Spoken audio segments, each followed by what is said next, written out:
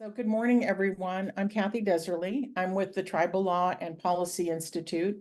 We are so happy to have all of you here today for the Tribal State Judges convening that we're bringing to you virtually. On behalf of Casey Family Programs, who have provided support for this gathering over the years, and in teamwork with Tribal Law and Policy Institute, I'd like to begin by welcoming the judicial advisors who have been a part of guiding the formation and content of these tribal state gatherings for many years. You'll be meeting some of them in the breakout room in the afternoon. And right now, I'd like to introduce you to two of those advisors, two very special people you probably need no introduction to most of you.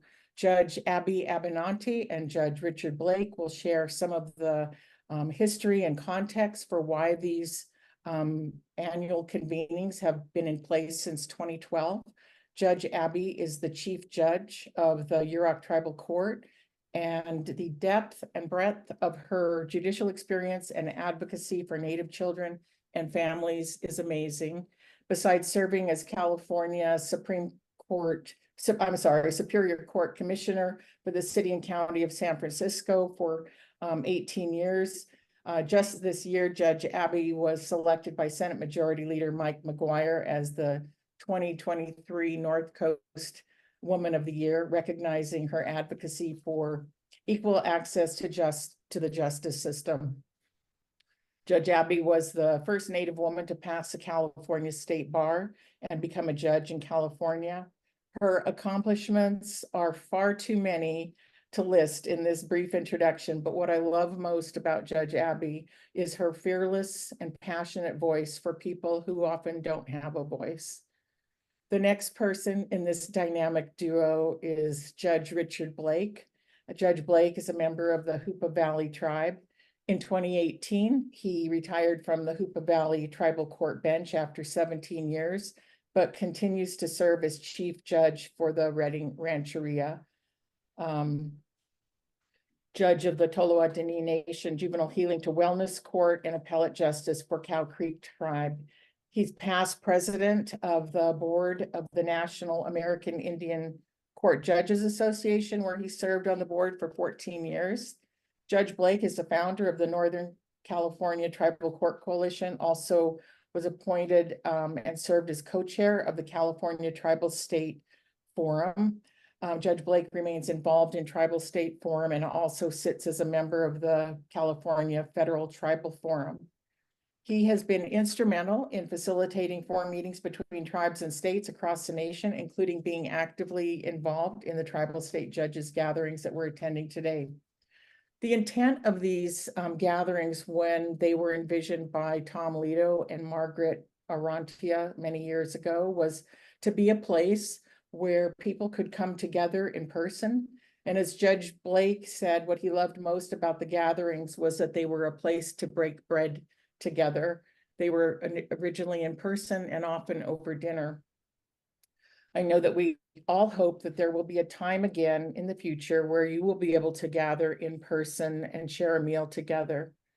With that, I would like to thank both Judge Blake and Judge Abby for all you do, far beyond what I've shared here.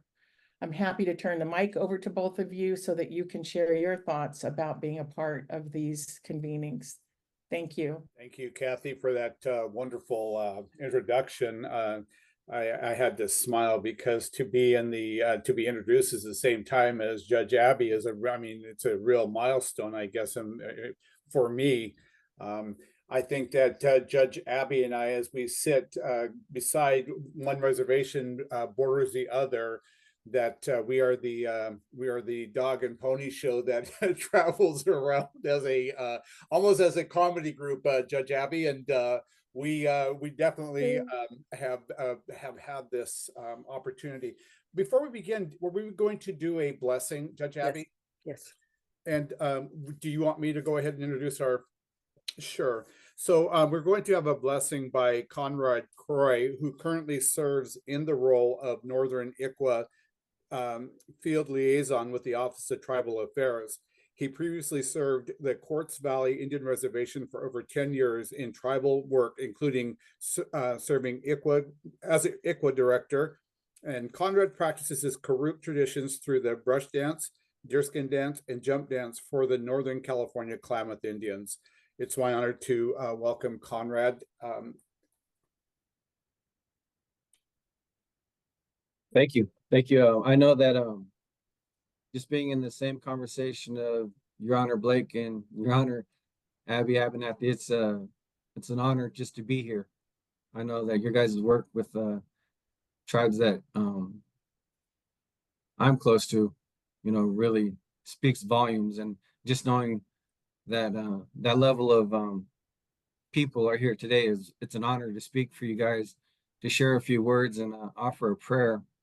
I know that judges and people who work in courts know that words and meanings of words and understanding of words are how we get from one place to another in our determinations and how we share things. So we know the words that we share are so vital, and that's what this prayer is going to be about. It's about all us coming together to share our words so that we all grow as one. That's what this prayer is really about. And it's about, not one of us being any greater or any better, but just the fact that bringing each other all to that same level of understanding so that we could all make, the best choices and decisions we can within our life, within our work, within our love, and within our people and who we truly do love. And, I thank you, and I'm honored to be able to share with you guys today. What a blessing. Thank you very much for your opening.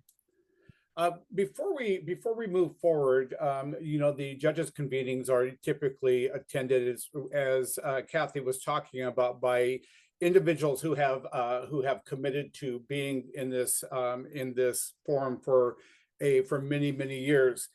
And I wanted to honor somebody who is not joining us today, the late Chief Justice Kevin Briscoe from the Mississippi Band of Choctaw Indians. We lost Justice Briscoe back in September, and this was one of the highlights every year that Justice Briscoe made certain that he attended. He would come from as he quoted, the great state of Mississippi to attend this event yearly. His commitment to making certain that the ongoing dialogue between tribes and states was paramount. He made that obvious in the state of Mississippi when he also developed a working relationship with his state and his tribe. Justice Briscoe previously served on also on the board of directors of the National American Indian Court Judges Association for over 20 years. And he also served with the National Council of Juvenile and Family Court Judges on their board selection committee. Justice Briscoe has, when you talk about somebody that has left us before his time, it certainly is. It was truly an honor to work with Justice Briscoe side by side for many years. He was not only my friend, he was my brother. And I ask that we just give a moment of silence in his honor.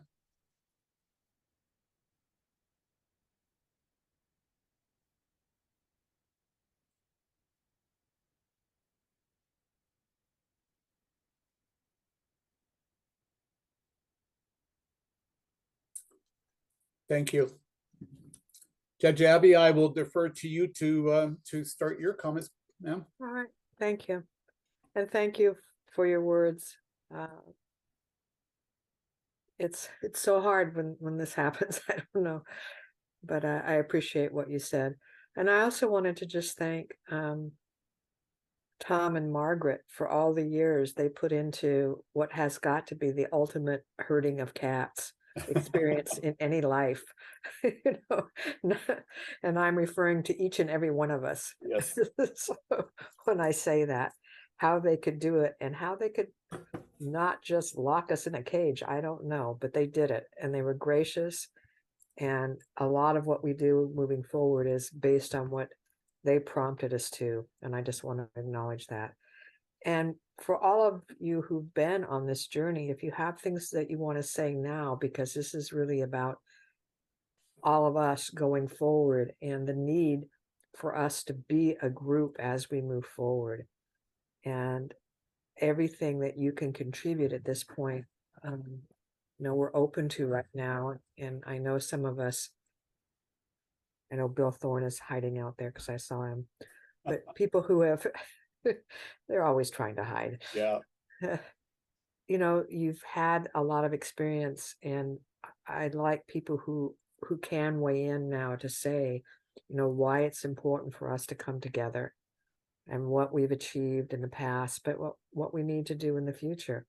Because for all of the time that this law, the Indian Child Welfare Act I'm referring to, has been in place, we're still being brutalized in our families. And it just, there's a lot to be done. So if people have things they want to add into our efforts here, we're Judge open Abby, to that. I will start, because one of the things that I wanted to say was I was present at the very first convening, and talk about being the OG of the in this with Tom and Margaret and many more. I think Len Edwards was there. I almost want to think that Bill Thorne was there as well. So one of the original convening was at the Casey family office in San Diego. We flew in for the event, and when it was held in their office there at I want to say it was like a little conference room that they had. Their first convening was typical of Indian culture. There was some food there, and we had the opportunity to sit around and chat and talk about what we were doing in our individual communities. Year by year, that number grew, as did the food, as did the time that it took to do this. And I had to smile, because every year as the convenings got bigger, the rooms got bigger, and then we could no longer have it at Casey Families because we kind of outgrew their room, and we were elbow to elbow in this room. And it became more of a event that was we looked forward to it. It was one that every year we knew during this time of the year that there was going to be a convening, that we would all be able to sit down, share a meal with one another, and talk about what it was that we found so unique in our communities, or problem areas in our communities, that we would be able to discuss with our state court counterparts and get a detailed accounting of what people were doing and how they were doing it. And stealing ideas from one another so that we could carry this forward and become successful tribal courts. Then we kind of morphed into making honoring folks for their outstanding work. And one of those individuals that I was so highly impressed was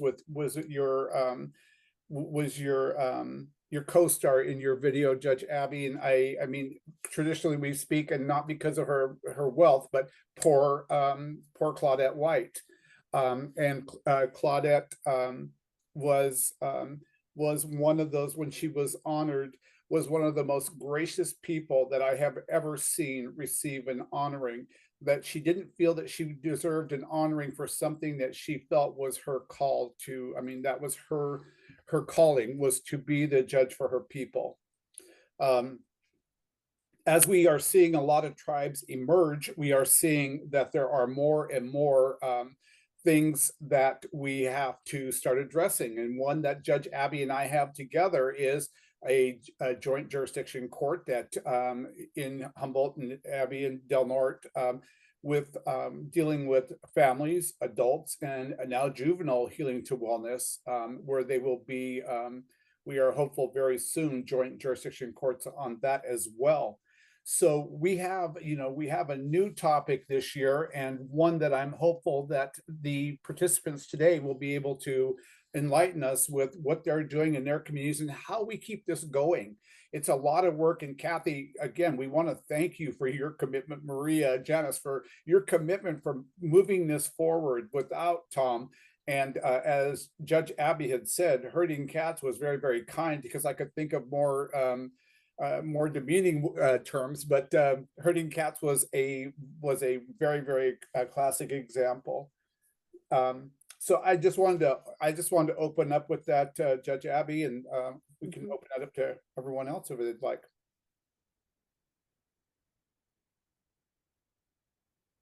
Now, okay, Bill Thorne, if you don't speak up, you're going to be in such trouble, and you don't like to get in trouble from your older sister. So let's get this done, darling.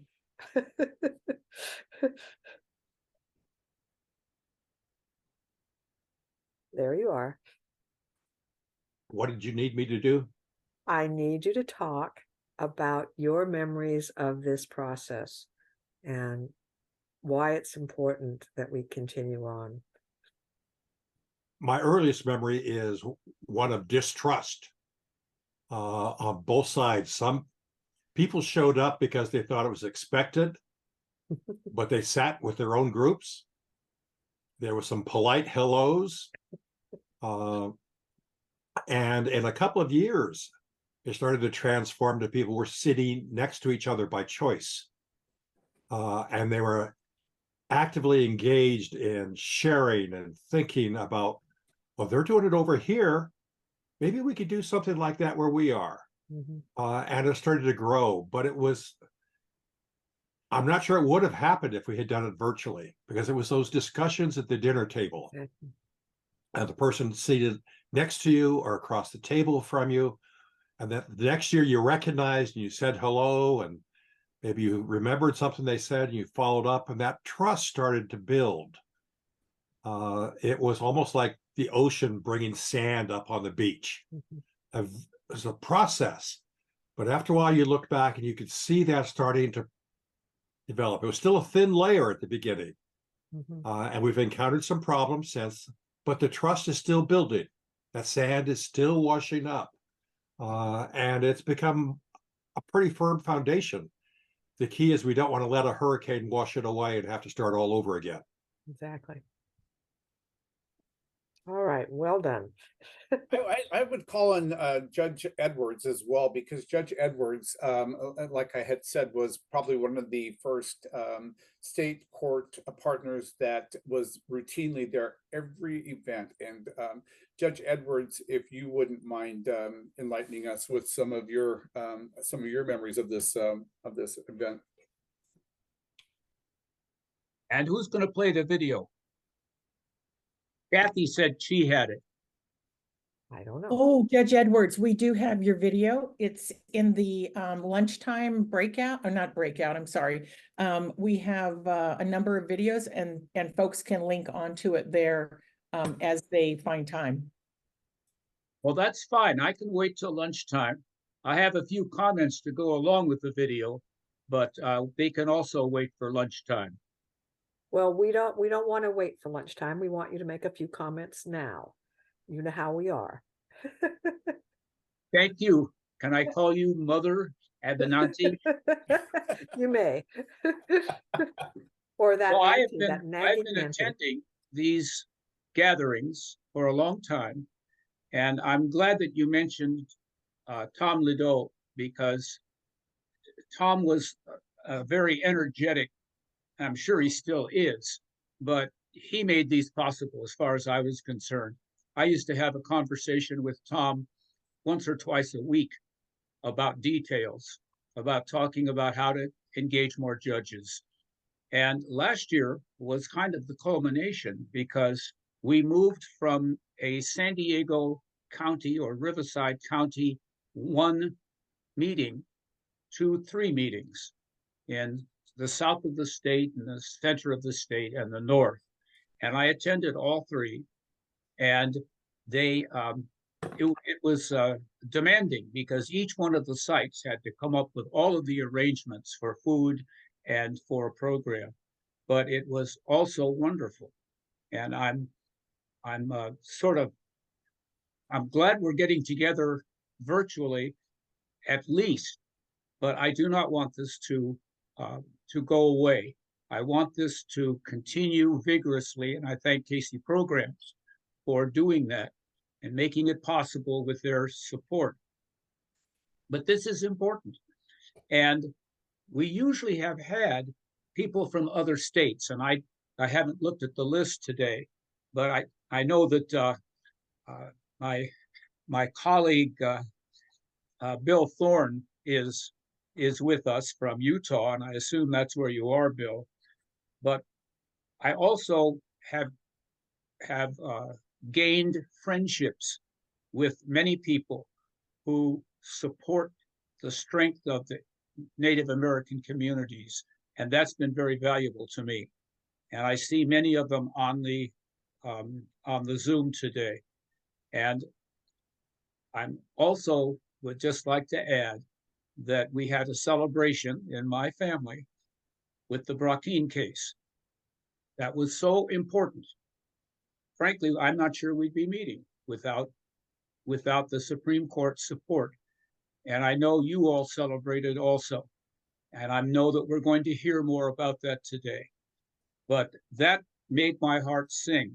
And even though I didn't like some of the reasoning, I thank you goodness that Justice Gorsuch laid out a marvelous history of the Native American relationship to the dominant society. And I thank him for recording it in a concurring opinion. So it's good to see those people here today that I have befriended over the 10 years that I've been involved in this. And I know that I'll see you all again. And so, Mother Abenanti, I turn the microphone back to you. Judge Abby, one of the positive things is that at the second or third convening, I actually ran into Judge Edwards at a meeting, and he says, "Come here, I want to talk to you real quick." And he walks over and he hands me something in my hand, and he said, I found this and I wanted to give it to you." And he had found a necklace and that he had gifted to me. And Judge Edwards, I still have that here in my personal collection of regalia. And I wanted to acknowledge those are the types of relationships that I think Judge Thorne was speaking of, is that, we have never had that distance between Judge Edwards and I. Judge Edwards has come to the courts where I sit, has observed our courts, and I think that that's a true, that's taking true steps towards building relationships between the state and tribes. And I just wanted to acknowledge that the receipt of that gift, and it is still a very, very valuable piece of my regalia, Judge Edwards. Well, thank you, Judge Blake. I think our audience today would like to hear a little vignette that Judge Blake and I exchanged. He was sitting in Shasta County, and the tribe had invited the Superior Court to come out and have a lunch to try to get to know each other. And yet the Superior Court was hesitant to come for ethical reasons. Well, Judge Blake contacted me, and I'm on the ethics committee for the state. I was at that time.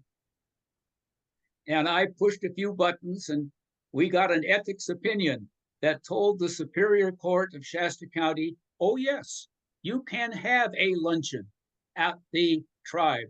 And this is something that surprised them, but it happened. And I just felt that was an event that demonstrated the way that we, working together, court to court, judge to judge, can make a difference and can enhance the relationships that this gathering has started 10 years ago. That's great. And one of the other positive, I wanted to had to make a correction to Kathy this morning. I thought I was going to retire just like Abby. I mean, I kept saying I'm going to retire. I am still the chief judge at Hoopa Valley Tribe, and that's where I currently sit is Hoopa, Redding, and Tolowa. So we like to say that we're going to retire, but it never does happen. And just like Judge Thorne, I think that Judge Thorne will, like myself, will probably be there till the bitter end. And Judge Edwards, you will appreciate the fact that before he decided to come back to Hoopa, he did get a bullying phone call from a person we shall not name. From Mother Abby. But it was a very good decision. Oh, it was. All right. Oh my.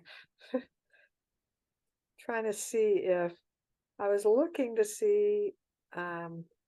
You know who else we have on the line? Judge Edwards had spoke about people from afar. I seen that Cheryl Fairbanks is on as well. Oh, great. And Cheryl has participated in these for quite some time. Cheryl, if you wouldn't mind making a couple comments, Good please. morning, everyone. I'm coming from the great state of New Mexico, and it's good to see everyone. And thank you, Richard, for remembering Kevin Briscoe. I think we're all really missing him. And of course, our respects to Tom Lido and Margaret Orantia. I think the one thing that I really, really love about this is it's having a ripple effect across the country. And I serve on the Supreme Court for Tlingit and Haida and the Intertribal Court of Appeals for Nevada. And I know that this is really needed in other states. And building that state-tribal relationship is so critical to exercising our sovereignty. We've been protecting it for so long that now we're beginning to exercise it a little more. And to see everyone on this call really, really warms my heart, because to the bitter end, we're going to have to keep fighting for our kids and our families. Because as Judge Abby said, the statistics still are not that good. We haven't moved the needle far enough over to the positive, and it's going to take all of us to do the heavy lifting. What I love about it is you're modeling what we can do in other states. And I say, Ganesh Chish, thank you for that. And thank you for never giving up and for keeping moving forward. And so it's good to see everyone. Thank you. And I think before we move on, another person who never gives up, Anita, I saw you hiding out there. If you would, you've been with us a long time in this effort, and I would really appreciate hearing from you. There she is. See, I knew she was hiding out there. Nice try. Hi there. I echo what Cheryl said. It's great to see everybody. And I am joining you from Minnesota on the White Earth Reservation, where I work as a children's court judge. And I just wanted to say, I was at the very first dinner, and it was in San Diego because that's where the KC field office was. And I think they bought everybody dinner, but there was only 20 people at that very first dinner, and people didn't know each other. I think that was a thing that we all take for granted now. Everybody knows each other and has known each other for many years, but at that time people didn't know each other. But I think there was a consensus that the California courts were not serving the needs of Native children well.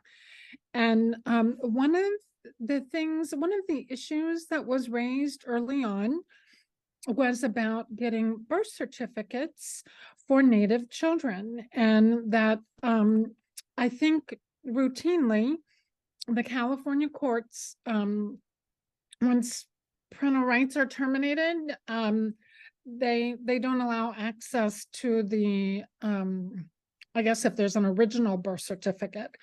So that was an ask of some of the people in the room, that in order to do tribal enrollment, they needed the original birth certificate for kids who've been in the child welfare system. And that was a revelation, I think, to some of the state court judges. They didn't understand that kids could not get enrolled in their tribe without that original birth certificate. So that was this, and I remember, I don't remember her name, but I remember there was a judge, and at the next meeting, at the second meeting, she said that she had changed that process, and in her court, she always ordered that the child would be allowed to have access to their original birth certificate so that they could be enrolled in a tribe. So that was, like, I think our first Victory. significant victory, that just explaining to state court judges how the enrollment process works, and you can't get enrolled without your birth certificate with the parent's name on it. So I think it was a small group of about 20 of us who just, I think everyone agreed that the courts were not doing a good job of serving the needs of Native children in California. And that was the impetus. So 20 of us, I don't know how many were at the last one.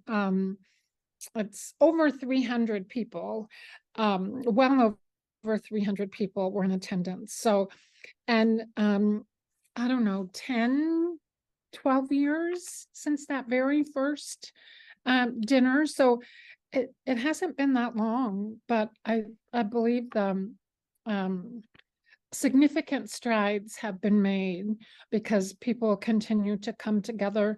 And, you know, you said this, just as simple as knowing people and knowing who to call and being able to pick up the phone, and if there is an issue, being able to call someone and know who they are.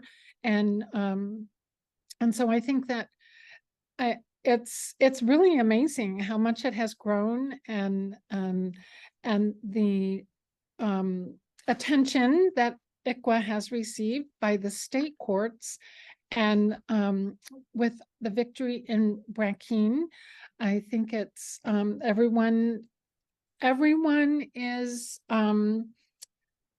happy about that victory and wants to move forward. So it's just a great event, and I'm just really happy I could join you. So thank you. And Thank my you, first Anita. invite, Anita, was from you.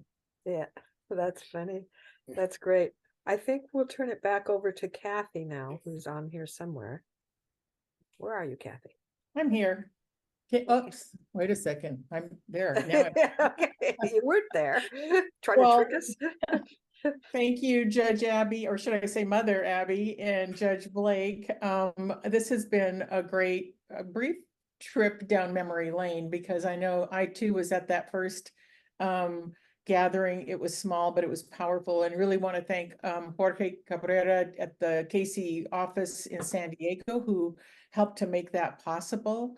And like you all said, it has grown into such a larger and statewide event. You know, talking about ICWA, and I know that this has been a year of, well, more than a year of some angst while waiting for the Supreme Court ruling on the Holland and Brackeen case. But at the same time this year, there has been so much elation with the unexpected outcome. Now, tempering that with those who will say, this is temporary, this is a temporary elation, because there's always a case like this that comes along. And I think the intent really in thinking about all that we do in this work is how to prevent that, how to not have another case that's going to the Supreme Court that will end ICWA. That's for a much larger discussion elsewhere. But I think unpacking this decision is it isn't easy, I guess, for lay people. And so that's why we're really pleased to bring to you Jack Trope, who is the Senior Director with Casey Family Programs, along with Kimberly Clough, Legal Director with the California Tribal Families Coalition, to share their expertise. I know those two have been following this case, probably living and breathing it for a long time. And so I'm going to turn it over to both of you to share your remarks and presentation about the case. Thank you. Thank you, Kathy.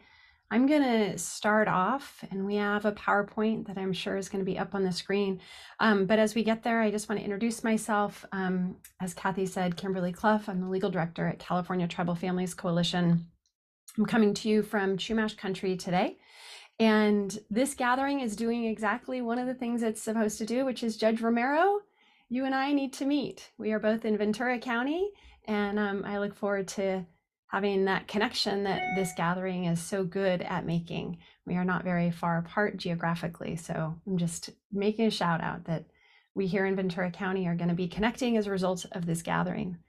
And I would be remiss to not say that it's just such an incredible honor to be on here with so many people who, for me, are kind of heroes of the work. Sometimes I tell people that I've been doing this for going on almost 30 years. And that pales in comparison to the giants like Judge Edwards and Judge Abbey and Judge Thorne and Judge Fine-Day. So just really honored to be here. And just one other reflection before we get started with the PowerPoint, which is, as Judge Fine-Day mentioned, those victories that we take a moment to reflect on. One that for me is just was really moving and very powerful this year was, and some folks here were in attendance at Judge Sunshine Sykes' investiture event. And I firmly believe that it's through the support of many people here that Judge Sykes was nominated and confirmed as a federal court judge in the United States. And her investiture was, Tom was there and Margaret was there, Judge Abbey was there. It was really an affirming event at which we all can take some joy and pride that, she, coming from California, having been part of many conversations with many of you and having had the support of many of you, has this amazing visibility and position within the judicial system. So I just wanted to mark that victory as well in the last year. So with that, we will get started, and my co-presenter Jack will introduce himself when we get a few slides in after we pass it off. So Jack and I will be passing the mantle back and forth as we go through the PowerPoint. What we're going to be talking about is, as was mentioned, the Brackeen decision, but also doing just a little bit of reflection on work that's been done and a little bit of a step back on some issues related to ICWA. Just to be sure we're doing a bit of a level set. So I'm hoping that the PowerPoint gets brought up pretty soon. Jack, you want to introduce yourself while we wait for the PowerPoint to come up? I can see the PowerPoint, Kimberly, so. I'm not seeing it. Okay, well, okay, there we go. Excellent, thank you. Now I do see it. Okay. So here we go. I think it's probably somewhat obvious, but still we need to just ground ourselves in why are we having this conversation of Brackeen right now and at this gathering. And again, appreciate so much the invitation to be here. And as we all know, and we probably use this phraseology frequently, ICWA is the gold standard in child welfare practice. And we're going to talk about that a little bit more. In California, we're in a very unique jurisdiction. California has wholly embraced the Indian Child Welfare Act through many ways, in policy, in law, and in practice. But as was mentioned earlier, the data is still not good. And ICWA continues to be under attack. And so the work is not done. We take our victories, but we also buckle down. So what did the Supreme Court do with this challenge? And what can we learn from the decision? Justice Gorsuch's concurrence was mentioned by Judge Edwards, and we'll talk a little bit about that. And then we want to close out with what you can do and what we can all do to continue to protect and uphold the vision of ICWA as the gold standard. So that is our goal for our time with you today, and we'll just get to it.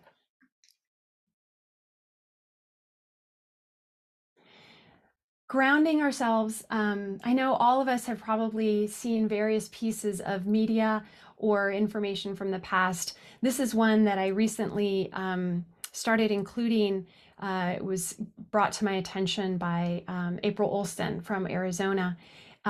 Quite a powerful article from a newspaper reminding us of the reason that ICWA exists and all the work that has happened but still needs to be done. This is a letter from some non-Native folks who adopted in a adoption used as in a very loose sense, 2 Native children, and the tribe came back and took those children back. And this is a pleading letter from the non-Native folks who had these girls in their care to please have them returned from the unfortunate savagery of their community, and how horrific that it would be that they are back in their community. I just find it startling sometimes to see I'm going to use the same term, the savagery it visited on Native children and communities in the not so distant past. This article is from about 100 years ago. Next slide. This goes to the data, as was mentioned. So we know how long the Indian Child Welfare Act has been in place, and yet this is what today's data tells us. Native American children are still twice as likely to be in care. And here in California, we have tremendous disproportionality in many of our counties. You can see there, these are some of the worst in terms of disproportionality. And these are exemplars, but they're not the only ones.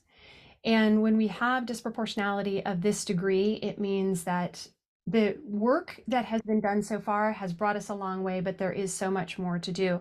Now, one of the problems with looking at data like this is that we know, unfortunately, so often the data is incorrect. Oh, I think we have someone who's getting muted. Thanks. And so while data drives so much of the thinking and the policy around how is it that we create system change, it is also somewhat of a fool's errand to rely entirely on data that is incorrect. And so while we put this up here, and those numbers are quite startling, 38% of the child welfare population in Humboldt County is Native, where depending on the numbers that you look at, the actual census data, for example, would tell you that the Native population in Humboldt County is somewhere between about 4 and 6%. So you can see that that tremendous disproportionality is still looming large, even if that data is not quite right. And I would say looking at the CCWIP, it is not correct. That's where some of this data comes from. We've got a lot of work to do. Jack, I'm going to hand it over to you.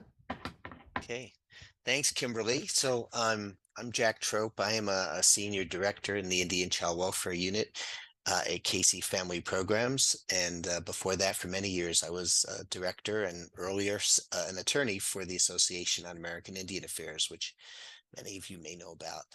And I was, in fact, hired by Anita Fine-Day at Casey Family Programs. So Anita, hello, good to see you on this Zoom call or Zoom event.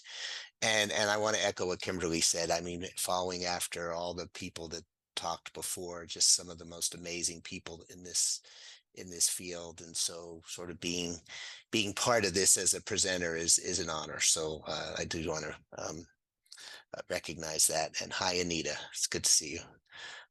Okay, so I'm going to talk about the Indian Child Welfare Act is the gold standard of child welfare. And this is something that if you go back 10 years ago, right, when the first gathering happened here, nobody ever really talked about ICWA in that way. And back in 2013, Casey Family Programs filed an amicus brief in the adoptive couple v. baby girl case, the tragic case involving baby Veronica and a Cherokee dad in Oklahoma. That did not turn out well at all. But in that brief, Casey made the case that ICWA was the gold standard of child welfare, and that sort of has taken hold.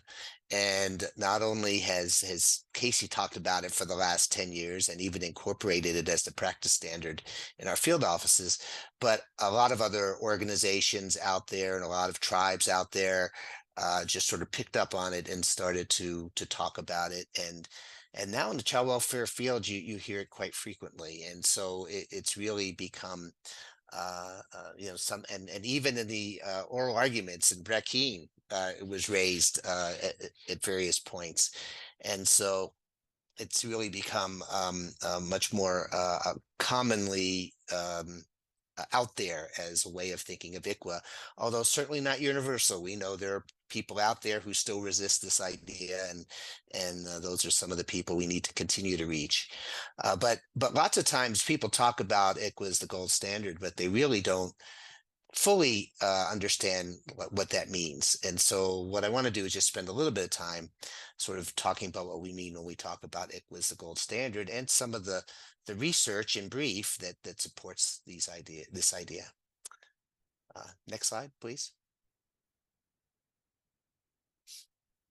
So again, why the gold standard of child welfare? I think this diagram, which I stole from one of my colleagues, Sheldon Spotted Elk, because I don't know how to do these sorts of things in PowerPoints, but I stole it from him because I love the graphic, and it shows that the idea that first we keep children with their families whenever possible, whenever we can do so safely, or whenever we can make that environment safe enough for the child to be there.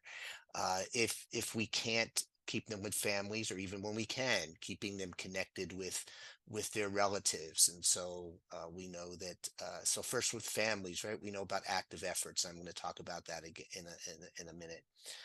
To keep families together or reunify families, and then relatives, keeping that connection as not only getting them involved with the family as part of active efforts, but also as a preferred placement. And then finally, keeping kids connected with their community and culture is a big part of ICWA. We know that tribal involvement and intervention, potential transfer to tribal courts, and then just utilizing community standards in all of these, as well as some of the placement preferences, all are designed to keep kids connected with their community and culture. And we believe that model actually would be good for every child in the child welfare system. And I think that's why we talk about ICWA as the gold standard. So I'm just going to unpack that a little bit more for a few minutes, and then we'll move on to Brett Keene. Next slide, please.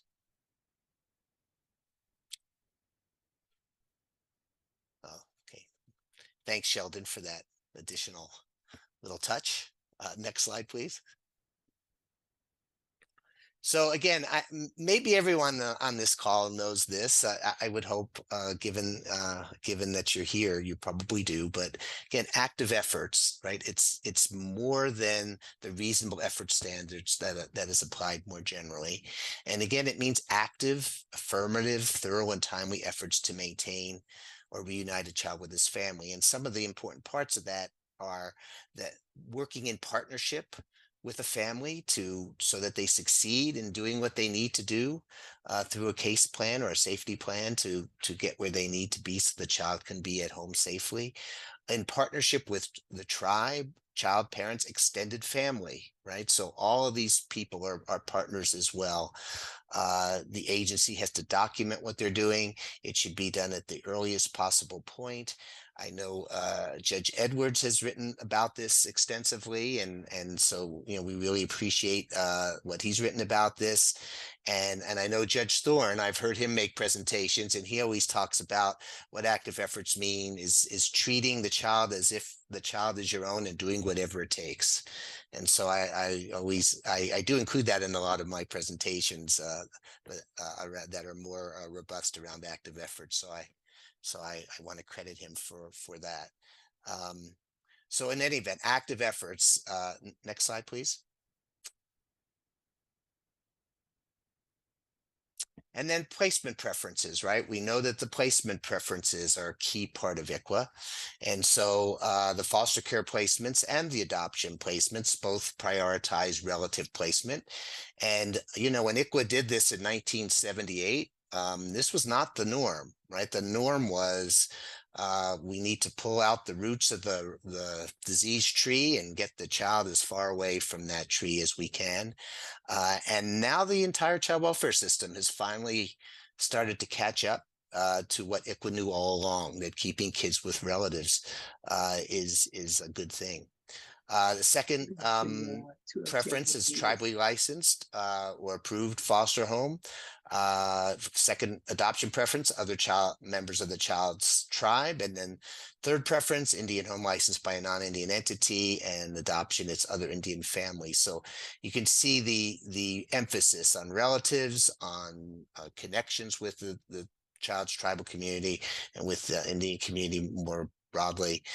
Back in 1989, which seems is a very long time ago at this point, the Supreme Court said this was the most important substantive requirement placed upon states. Next slide, please.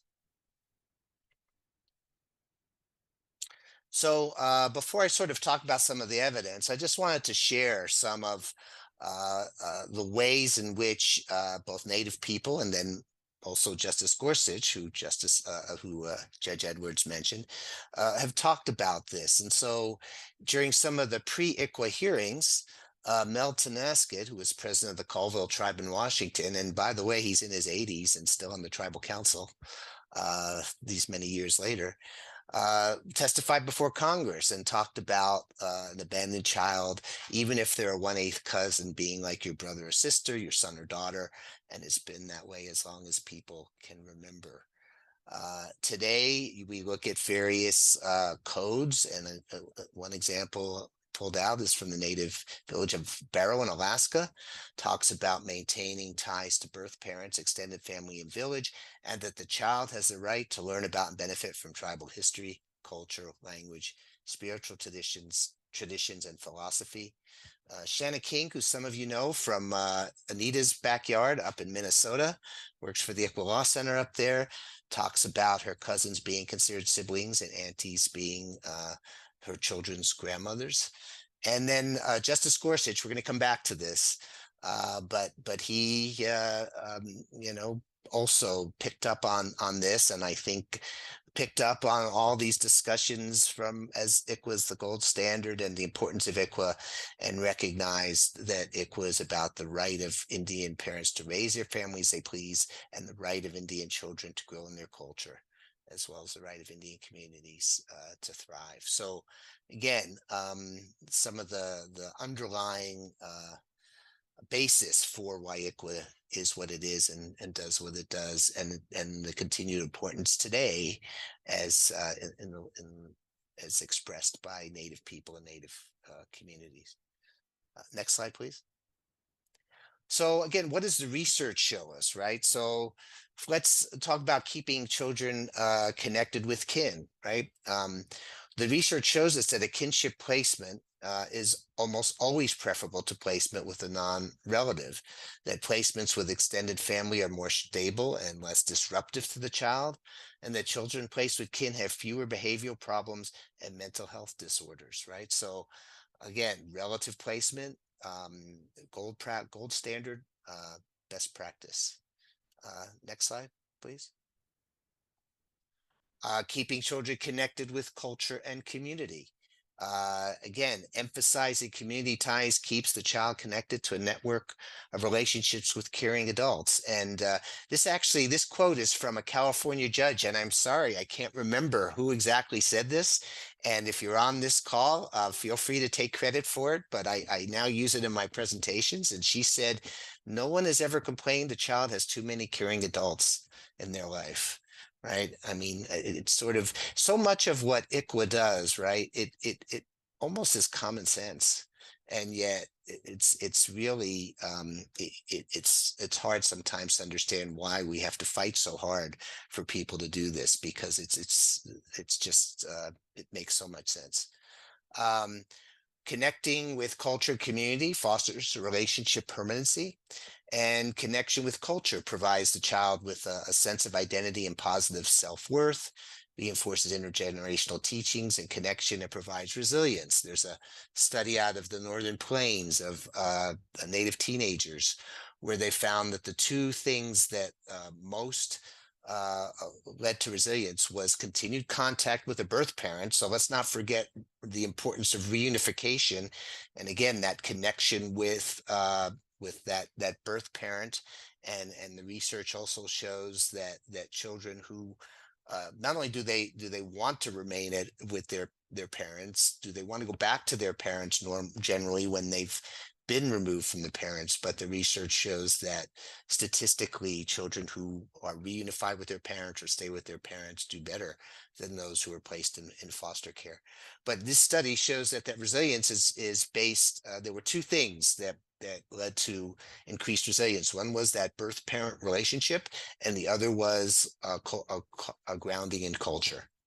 And so again, the research supports this idea that keeping children connected with culture and community is a gold standard best practice, and it would be good for all children. Next slide, please. Hey, Jack, can I just chime in here for one moment? Sure. You know, we often frame this as kind of placement preferences up front. You know, we're talking about various places where a child could go.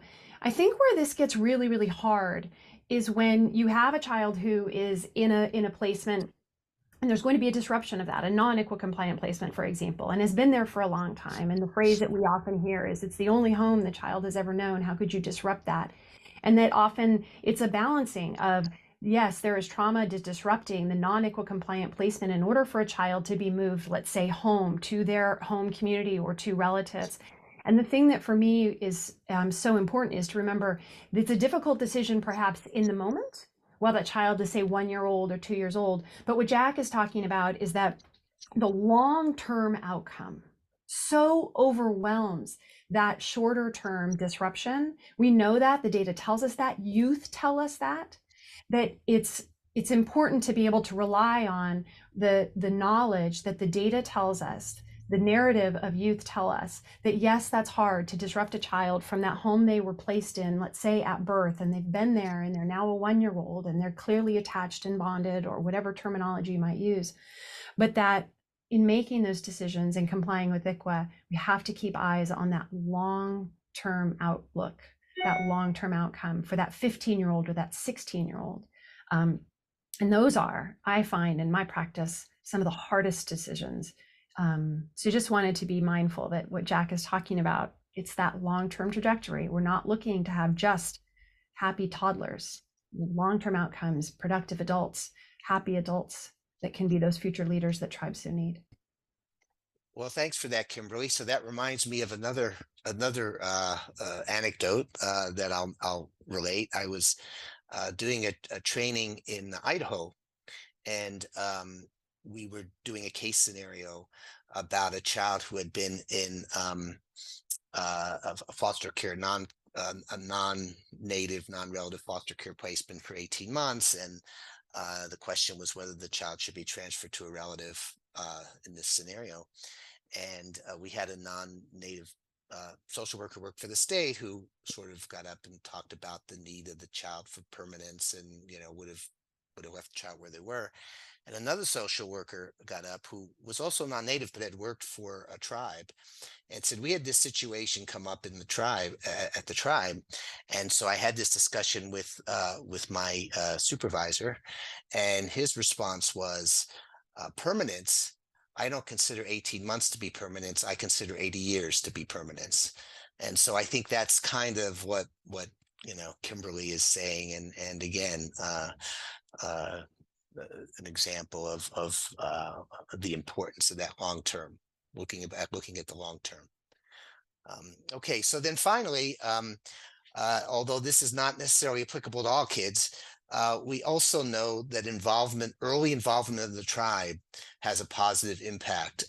Some of this data is coming out of some of the ICWA courts that have been developed in recent years. We're going to talk about that a little bit more later.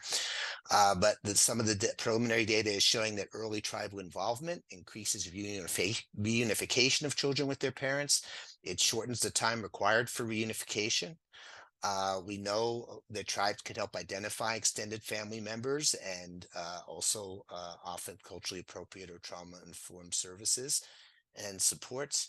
And then when the case is transferred to tribal court, as the tribal court judges know who are on this call, it allows you to apply those tribal standards and emphasize that continuing connection with family, community, and culture. So involvement of the tribe and all the reasons why we need prompt notice, and certainly all the reasons why, although I know we're not going to talk about this today,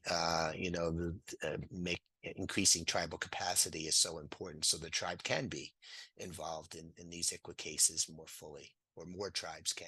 I know some tribes are all the time, but others have limitations in that respect. Okay, next slide, please. Okay, now we're going to move into the Brackeen case, and Kimberly and I are going to go back and forth on this a little bit. So first, by way of background, and by now maybe just about everybody knows this, so we won't belabor it, but it was a lawsuit brought by foster parents, a biological parent, and the states of Texas, Louisiana, and Indiana, challenging the constitutionality of ICWA. Louisiana and Indiana dropped out of the case by the Supreme Court stage, so it was only Texas that brought the case all the way to the Supreme Court. There were 3 specific cases listed in the complaint. They came, not one was from Texas, but the others were from Minnesota, from Nevada. They involved children from a number of different tribes, Navajo, Cherokee, Escalado, sort of White Earth. And so, this was clearly a test case. It didn't just come organically out of a single Texas case. They were looking for cases that they could pull together to try to get this issue to the Supreme Court. And that's what this is all about right from the beginning. 4 tribes intervened in the case. A 5th intervened at the appellate level. Next slide, please. And so these are the issues that were presented to the Supreme Court. The first one involved their Article 1 authority to enact laws governing Indian child custody proceedings, or just governing child custody proceedings in general. And then there was the commandeering issue, the 10th Amendment issue, whether certain provisions improperly or illegally or unconstitutionally, I should say, placed burdens on the state that the Congress is not allowed to place upon the state. There were questions raised about equal protection. And although a lot of this came down to placement preferences, as we're going to talk about, some of these claims were even broader than that. They were challenging the whole basis of ICWA as a politically based statute and claiming it was race-based.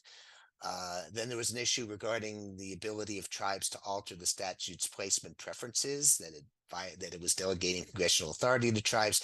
Court, by the way, never really addressed that one in the case. And then there was a standing issue, which did turn out to be very important in the final decision, and which Kimberly and I will cover in a second. Next slide, please. Just before we get into the substance, it is worth mentioning that the pro-ICWA amicus briefs were extensive. The kind of support for ICWA that we saw was unprecedented. And I do think that as we talk about what happens next, we should realize the extent of this support, and hopefully some of this this support and some of the momentum that you know, behind all of this can be harnessed in trying to make ICWA work better going forward. But we had tribal governments, and I'll talk about many in a second. We had 87 members of Congress, Republican and Democrat. I'm going to talk about the states in a second. Also, we had LA County. Thank you, LA County, if you're on today. We had parents' attorneys supporting ICWA, the ABA, Casey Family. We filed a brief with 26 child welfare and adoption organizations signed on. We had Attorneys for Children, NACC. We had former foster children. We had non-native adoptive parents weighing in pro-ICWA. We had a number of law professors. We had medical organizations, the American Academy of Pediatrics, the American Medical Association, and then various interest groups like the ACLU. So, and the National Indigenous Women's Resource Center on VAWA. So again, broad support for ICWA through the amicus briefs. Next slide, please. Hey, Jack. Yeah. Love to invite, if you know anyone is a nerd like you and I, and has read all the amicus briefs, put in the chat which one you found the most compelling, or that you found to be, I don't know, the most unique. For me, I will say I have been really excited about the AMA and the APA, the American Academy of Pediatrics, because that one ties not just the emotional and sociological health of Native children to the continuing existence of the Indian Child Welfare Act. They actually went so far as to say that the physical health of children is improved by placement preferences and remaining connected. And so I'm starting to use that argument in cases to say that, you know, when the court is weighing, for example, a placement preference issue, that it even goes so far as to be protective of the physical health of Native children. So that was one of my favorites. And if anybody else wants to show their nerdiness, they could put their favorite amicus brief in the chat. Well, my favorite was the Casey brief. No, just kidding. But in any event, before we move on to the case, I did want to point out sort of call out a couple of things here. So the amicus brief filed by tribes, there were 497 of the 574 federally recognized tribes that joined into the brief. And so if you add the intervener tribes, that's over 500 tribes.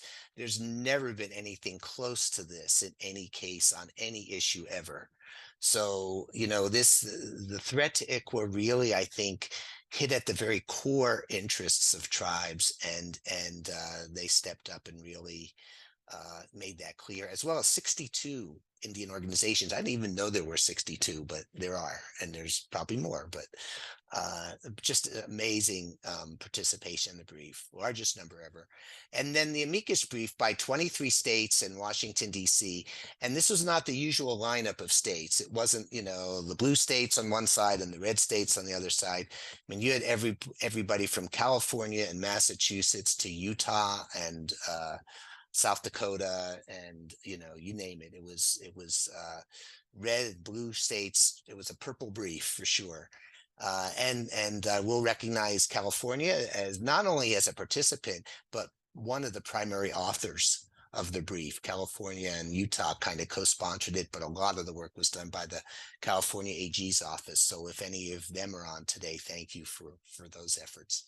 And in opposition, literally only 2 states joined Texas, Ohio, and Oklahoma. And Oklahoma actually was in support of ICWA right up until the Supreme Court, but you may be vaguely aware of the current conflict between the current governor and the tribes there, which led to a flip-flop.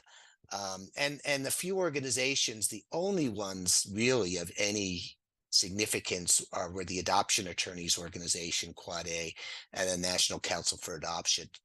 Otherwise, virtually nobody on the other side to speak of. So again, overwhelming support for ICWA that hopefully we can harness in the future to do some good things.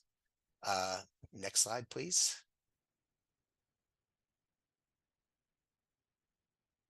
All right, Kimberly, it's yours. Thanks, Jack.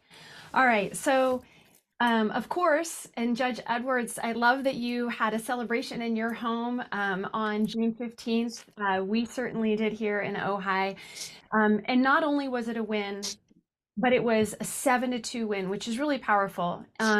There, of course, Justice Alito and Justice Thomas dissented. They wrote separate opinions. But the key is that slide that Jack reviewed with the 5 arguments, except for not really addressing one of them, the non-delegation argument, the court rejected all of the challengers' arguments, one of them on standing, and we'll talk about that. But the court rejected all of the challengers' arguments, even in the prior decision in the 5th, right? The 3-judge panel and then the en banc, which led us to the Supreme Court, even the 3-judge panel, there were some, I'll say, kind of nicks and cracks in that court's preservation of ICWA. And so here, wow, we have all of the elements of ICWA upheld at a 7-2, and one primarily on procedural grounds. So Congress's authority to protect Indian children was resoundingly upheld, and not just upheld, for example, on one grounds, but on multiple grounds.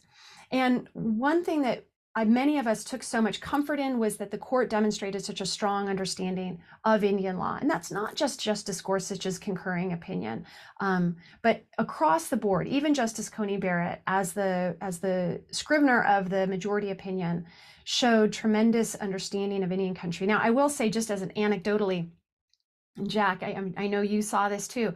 During oral argument, the way that the dais is set up, Justice Coney Barrett is at the end, one of the newer justices, and next to her was Gorsuch.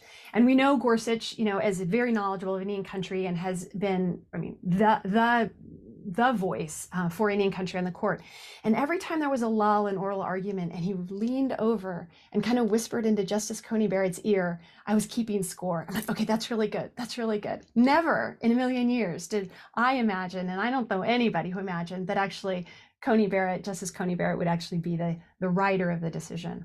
But just so important to see this incredibly strong decision, not one that hesitated or created what the other side is so interested in, why they're coming after ICWA, seeing ICWA as low-hanging fruit to get good jurisprudence to advance their other arguments to undermine tribal sovereignty and tribal nationhood. They didn't get that out of this decision, which is just incredibly powerful.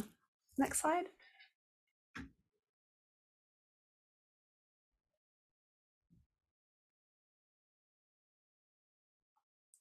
Okay. So congressional authority. Did Congress have authority to pass the Indian Child Welfare Act in the first place? So the other side went all the way back, all the way to the origin story of this law. And what Congress had done in passing the Indian Child Welfare Act and any Indian legislation, right?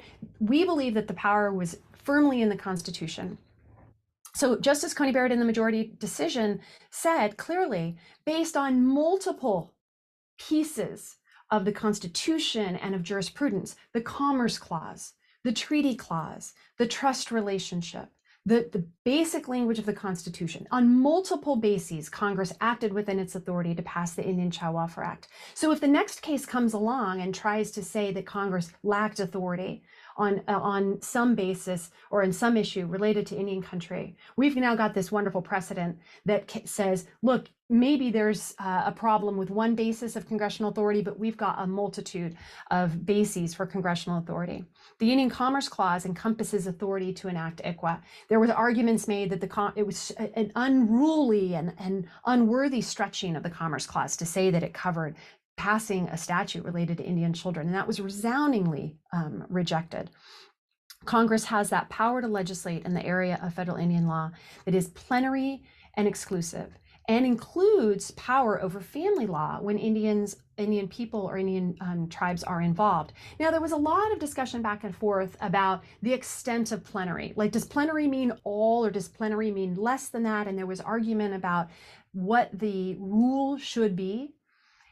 We don't have to answer that question to get to the resounding result in this decision. And so, yeah, there may be an open question still, but I don't believe that it's of any threat to Indian country and federal Indian law jurisprudence going forward. Next slide. Now, anti-commandeering, right? Did ICWA reach down and commandeer the power of states or local authorities in the field of federal Indian law. Can we just Excuse me, back up one? Kimberly. Yeah, I was going to say, I think we're one slide past where we need to be. We'll just go back one slide. For the sex offender. There we go. Thank you. So on anti-commandeering, and Jack mentioned briefly about both, there's an issue in commandeering jurisprudence around authority, and then there's also around funding. So we think about unfunded mandates as being problematic as well. So just being mindful that kind of potentially both of those were at play, but the court definitely was focused on the authority piece, not so much the funding piece or the unfunded mandate of ICWA, which is a common argument. In the anti-commandeering argument, they really focused on those three elements of the Indian Child Welfare Act. So I'm going to start with active efforts. So the court basically said, hey, wait a second, this law applies evenly across the board. So it doesn't implicate the 10th Amendment. And because active efforts apply to any party, right? So remember, everybody, right? Hey, Justice Coney Barrett is saying, like, don't forget, ICWA applies to probate guardianships. ICWA applies to private adoptions. It doesn't just apply only to state actors. It can apply to private actors, which means it doesn't violate principles of anti-commandeering. So nope, you lose. We do not have a 10th Amendment or anti-commandeering problem when it comes to application of the active efforts requirement. Next slide. Now on placement preferences, Congress, what the court said is Congress has clear authority to require state courts to enforce those placement preference requirements. State agencies are not being commandeered because they don't have to search for preferred placements. Now, I take a little issue with a little bit of how Justice Coney Barrett handled this, and this is what I'm terming the 1915 problem. We're not going to dive too deeply into it, but for those of you who are seeing any deviation or anyone is flummoxed about, wait a second, what was Coney Barrett messaging here? Do tribes now have an obligation to do family finding or to essentially make the placement preferences possible by finding those Native families or placements that are in the order of placement preference? My answer is no, that's not what was intended. I jokingly say I'm not really a Coney Barrett whisperer, but I like to think that I could imagine what she meant and what the intent was behind those words in the decision. So I do not think that this decision means that the burden of all of family finding and placement is now shifted to tribes. I think that what it's meant is that if a tribe wants a higher order of placement preference than what is available and that the county, the agency, or the state has been able to locate and secure, then the tribe has a role in trying to find alternative higher placement preferences, placements that would satisfy a higher placement preference in the order. So maybe there's a little bit of wiggle room and disagreement on that front, but overall, what did the decision say? It said that there is not an anti-commandeering or unconstitutional violation of our anti-commandeering principles in the Constitution by virtue of the placement preference requirements of ICWA. And then on record keeping, honestly, I think really what the court was saying is, come on, stop your whining. This is not a big deal. This is just perfunctory record keeping. We ask agencies to do this all the time. It in part suggests or is a methodology by which you get your funding. And so Congress can impose a record keeping requirement on state courts that is not violative of the anti-commandeering or 10th Amendment principles. Next slide. All right. So next, equal protection and delegation. Jack, you want to step in? Sure. So this is sort of the issue that did not get resolved substantively, as probably most of you know, or maybe all of you know, and instead it got decided on standing grounds. And so this had been something that had been pushed below, but the courts below had not agreed with this, but the Supreme Court did. And I will say, this is just me reading tea leaves, but I'm guessing that one of the ways the court got to 7 votes instead of 5 is by not deciding this on substantive grounds, because we know both from the concurrence by Kavanaugh and some of the questioning during the oral argument that Chief Justice Roberts and Justice Kavanaugh were have raised questions about the issue. And so it may very well be that they were convinced to join the majority opinion by this decision not being decided on a substantive basis at this time. And I do think that was important because I think the 7 votes in support of congressional authority and the 10th Amendment issue were really important because it's not an evenly split or closely split court, which hopefully will discourage future arguments based on those ideas. But of course, the fact that they did not decide this substantively does leave these issues open, and we'll talk about that more in just a second. But what did they hold? First, they held that the foster and adoptive parents were unable to show that the injury they claim would be fixed or likely to be fixed by a judgment from the court. And that's because state agencies make these decisions and state courts make these decisions. Neither the state courts or state agencies were part of this case. And in fact, although the court didn't emphasize this, these cases were all completed and finished by the time the court heard the case. And in most of the cases, the adoption went through. There was one case where it didn't, and a grandma instead adopted the child. But basically, the court was saying this is essentially an advisory opinion. If we issue this, it's not going to affect any of the foster or adoptive parents. Or the cases that have been brought before the court. And so there really isn't standing to raise this equal protection issue. Next slide, please.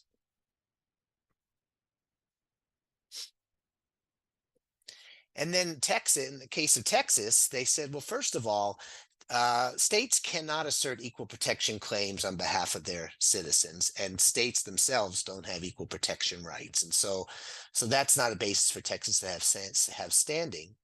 But the other way in which Texas tried to get standing was to claim that it has an economic interest that's impacted, that they would be negatively impacted economically and are negatively impacted economically by ICWA. And interesting enough, the way the court addressed this is they directly tied this to the placement preferences and thinking about the impact of the equal protection argument. And the court basically said that, they mentioned that notice and all these other things were part of the statute, but that the placement preferences themselves really didn't impact Texas economically in any kind of way sufficient for standing. But they didn't really address all these other ways in which ICWA might impact the state, which might have given rise to a claim, a finding of standing based on the economic impact on Texas. And so I think the good news about this analysis is that it suggests that the court didn't even really take very seriously these other arguments about equal protection, that ICWA as a whole was a race-based law, because if they had, they really would have had to come to the opposite conclusion in terms of standing. And the court really just saw the equal protection argument as related to placement preferences. So that's kind of the good news, that if we really look at the court's decision closely, I think the equal protection issue that's left open is much narrower than it could have been, and it's really around placement preferences. Now, that's not to diminish the importance of placement preferences and the unfortunate fact that the issue is still open, but again, it's in many ways, it's another way in which this decision closed a lot of the doors and a lot of the arguments that were made. And at this point, I think we're sort of just focused again on possible equal protection claims against the placement preferences. Next slide, please. Hey, Jack. Yeah. I had a conversation about the equal protection argument with regard to placement preferences, and really where we think the locus of the concern of the court, maybe was or should have been, is on the third placement preference in an adoption placement. And that's because the language says other Indian homes or other Indian families, meaning outside the legally defined sovereign nation where that child is a citizen. So the idea being, well, we can uphold a law that says as to citizenship, the child goes to another tribe of citizenship. But when we go past it and say other Indian tribes, that feels kind of race-based because just other Indians. It's not related from a citizenship or legal perspective. And so that's the area that I think, or that's the placement preference that is the most gray. And there was some question about that at oral argument. But Jack, you mentioned that some tribes are actually kind of thinking about how they might deal with that. And that's really relevant in California because we have tribes, say multiple Cahuilla tribes, different sovereign nations, but Cahuilla, and we have families that are on both sides. So you mentioned some kind of thinking on that topic. I wondered if you would share it. I think it might be like the next slide. So let me no, that's fine. I'm glad that you teed that off. But I think it's either the next slide or the slide after that. So and that yes, we should I will mention that. But first I want to talk about just the concurring and dissenting opinions so we can complete our analysis, right? And so I think as Judge Edwards mentioned, Justice Gorsuch wrote a powerful concurring opinion, went through the whole history of the separation of Native families by government actors. That part of the decision was joined by Justices Sotomayor and Jackson.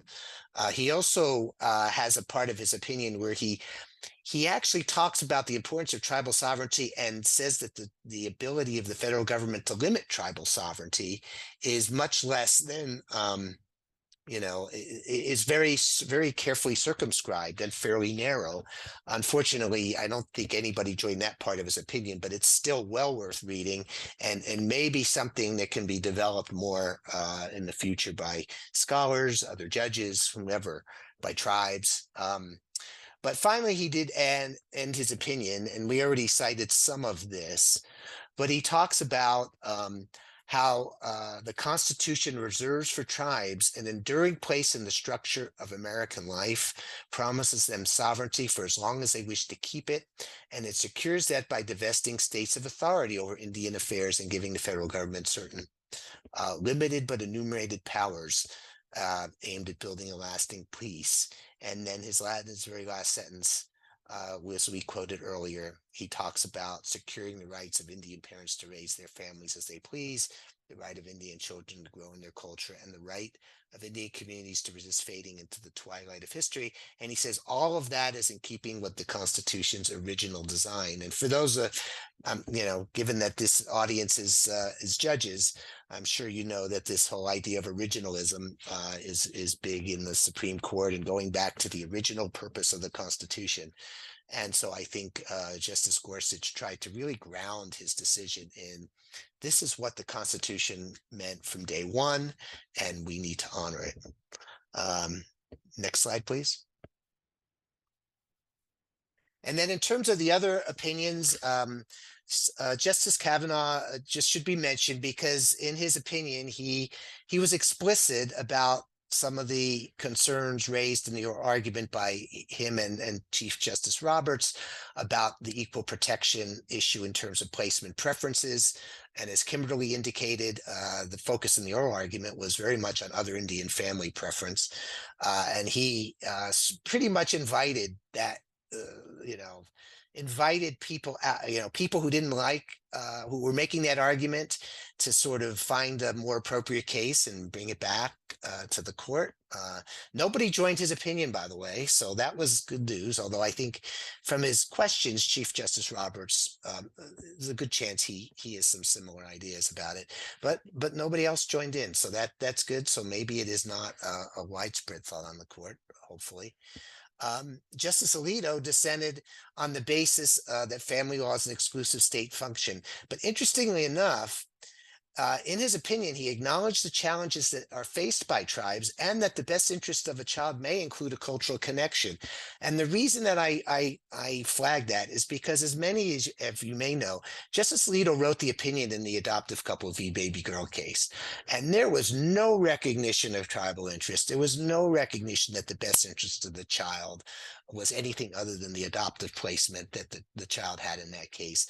And the fact that he acknowledged that in his dissent, I think, is an indication of how strong the messaging of the parties and the amici were with the entire court. And so unlike 10 years ago, where the court had this narrative that came out of not only the briefs, but Dr. Phil and Anderson Cooper and all these people in the media who were focused on the adoptive parents in that case, I think this time around, the messaging about the importance of ICWA the importance of cultural connections and family connections really did get through to the court, which is good, not only for this case, but even if any future cases come back to the court.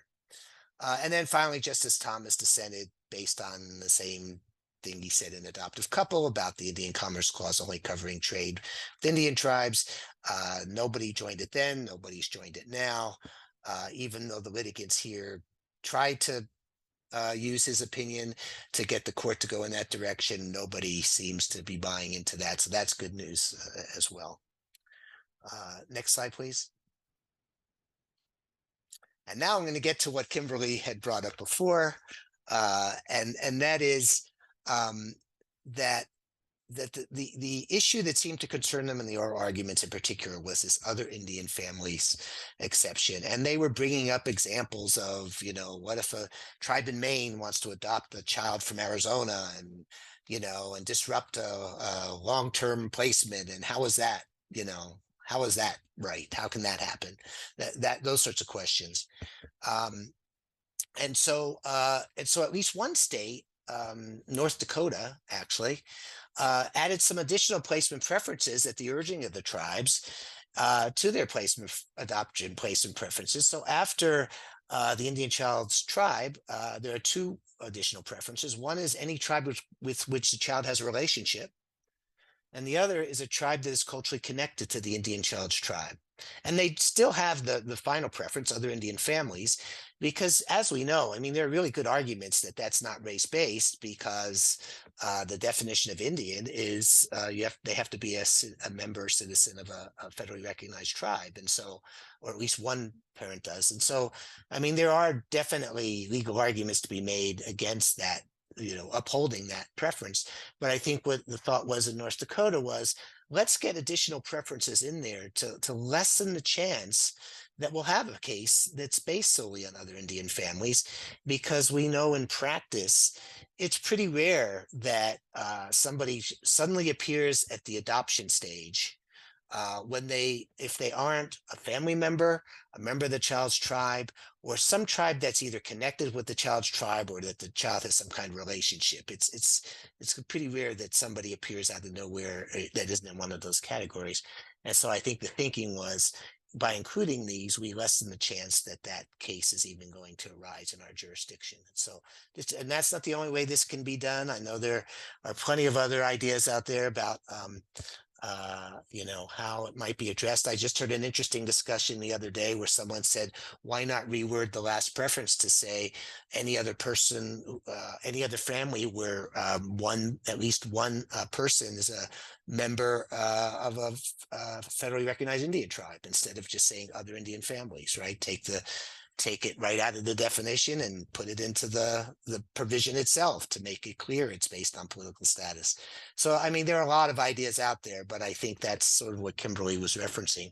And then I think just to go back to the other part of that part of the decision that talked about diligent search, you know, and so to the extent that anything that Justice Coney Barrett said that would suggest that states don't have an obligation to diligent search, there's certainly nothing she said that prohibits states from taking that obligation on themselves. And many, many states have recognized that obligation to do that diligent search, I think California being one of those.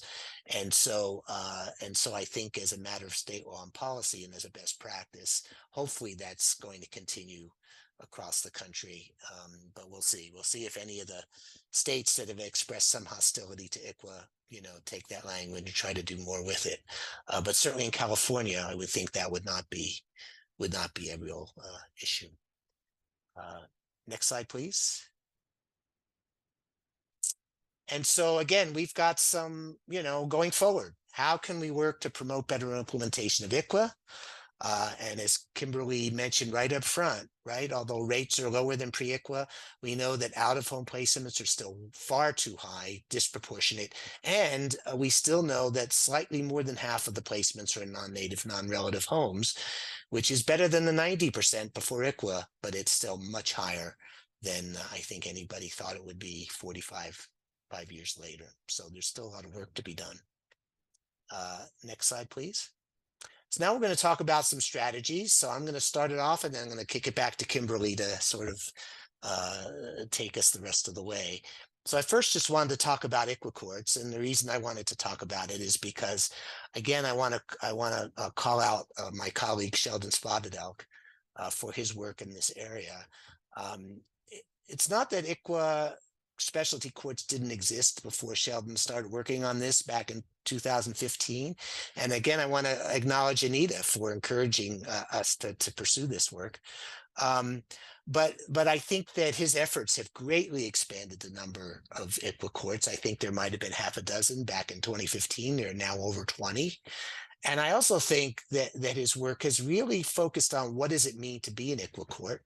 And so in addition to it, ICWA court having consolidated ICWA dockets, all the ICWA cases are in one court in the jurisdiction.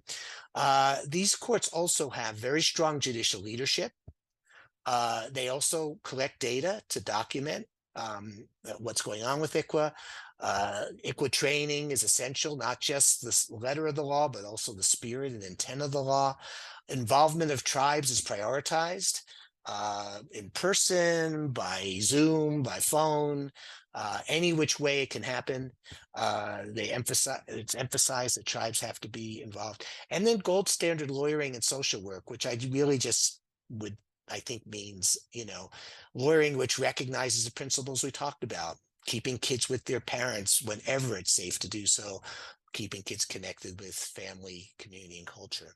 And a lot of these courts do have dedicated teams of attorneys and social workers that are assigned to the court, which helps because they are both dedicated to ICWA and they can build those relationships that are needed to really make it work. And the preliminary data from ICWA courts does show improved outcomes. And I want to emphasize the data is still limited, so I don't want to overstate it. But particularly in terms of reunification and kinship placements, the data is very positive so far. And as I mentioned, there are 22 ICWA courts in 10 states.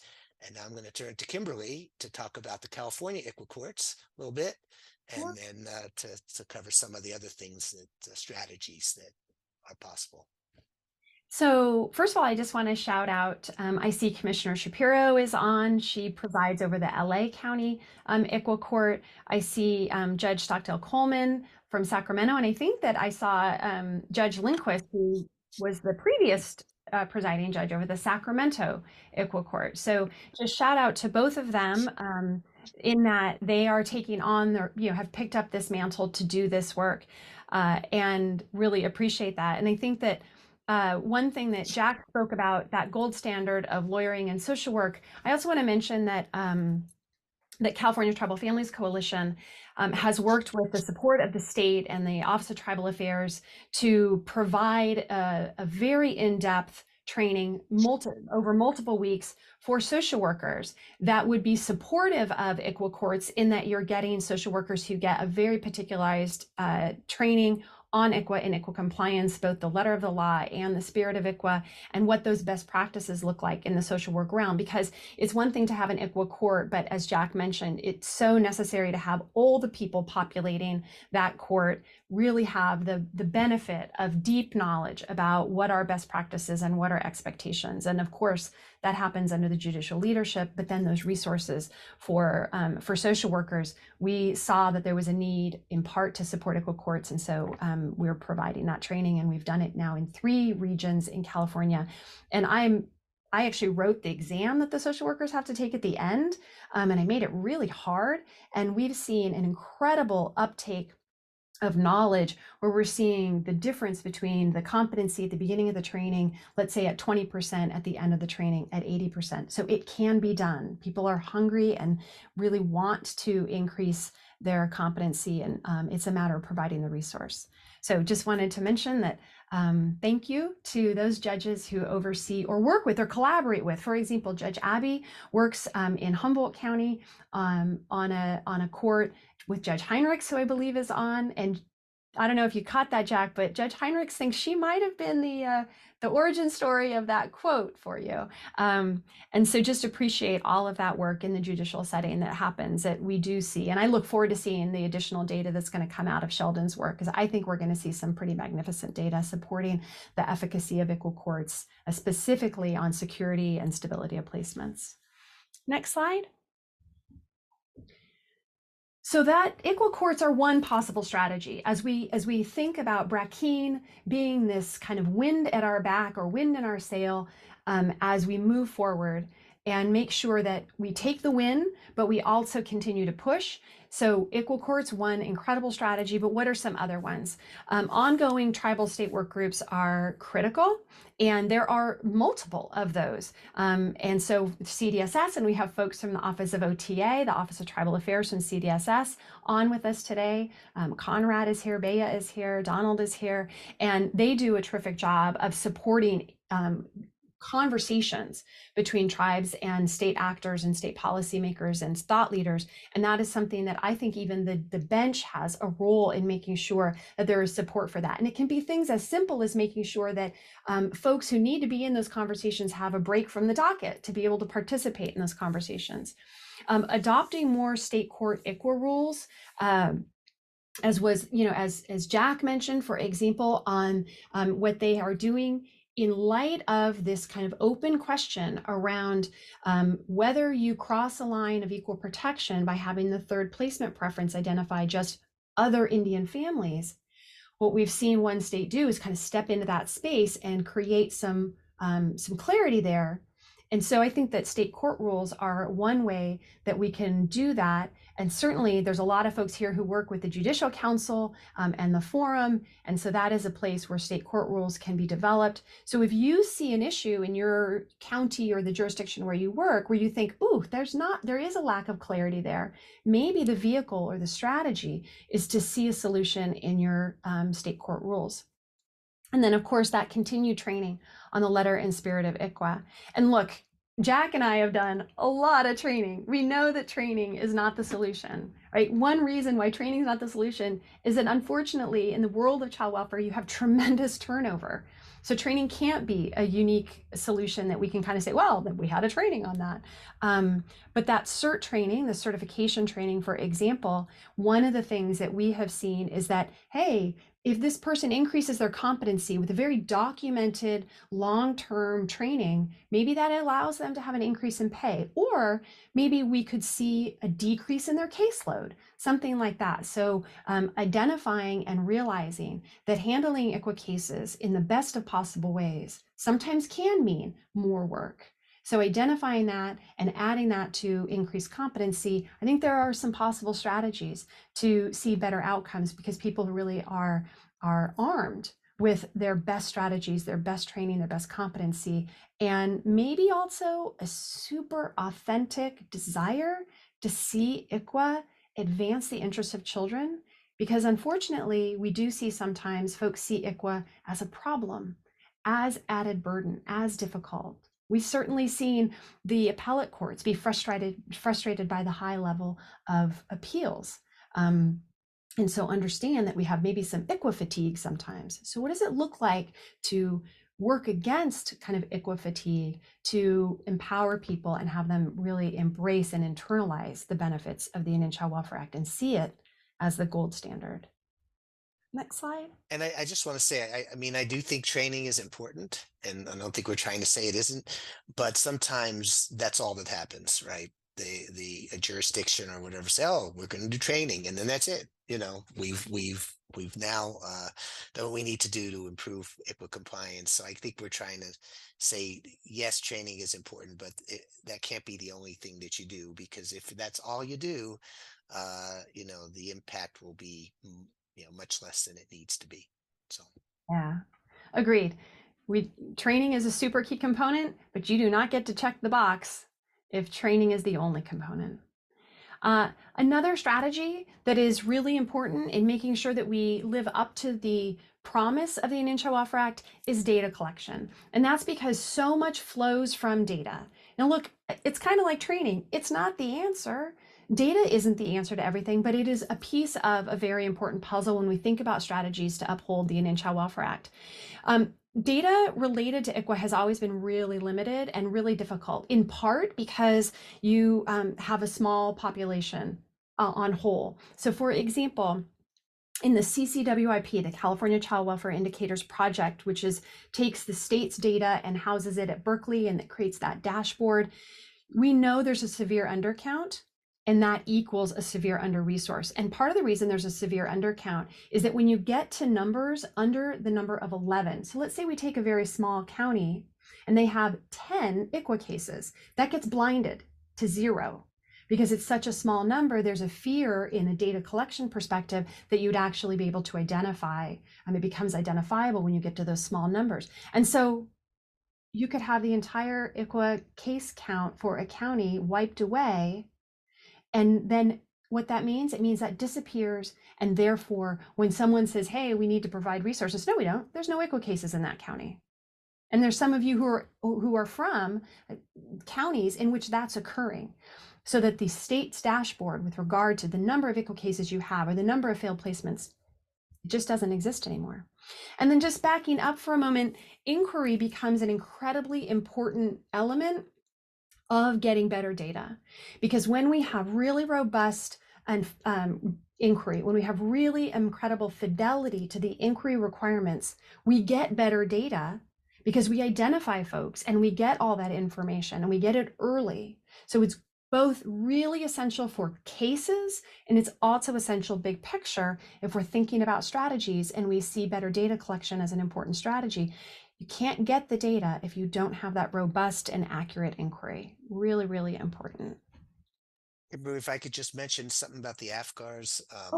The reason that these, so there were more robust AFCARs approved by the Obama administration, and then the Trump administration cut back on them, and there are efforts to add some of those ICWA elements back into the AFCARs. But the one thing that both sets of AFCARs do is identify whether or not a case is an ICWA case.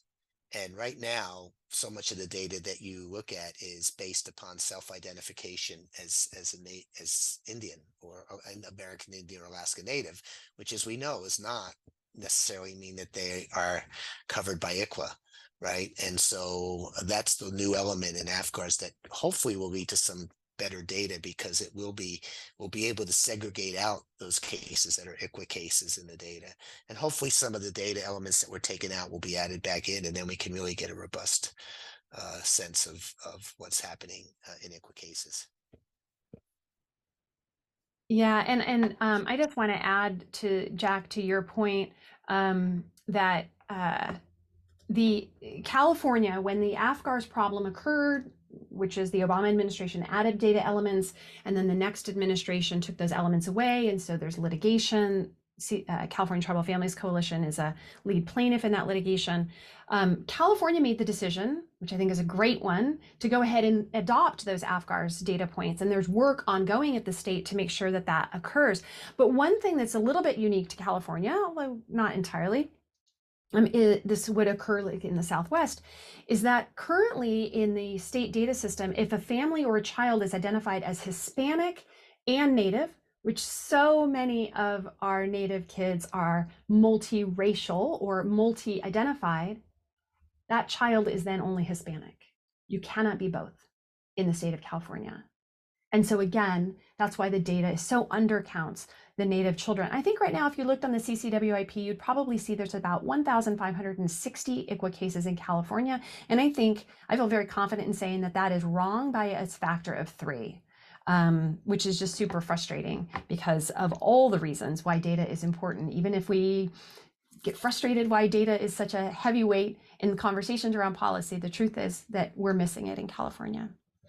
Next slide.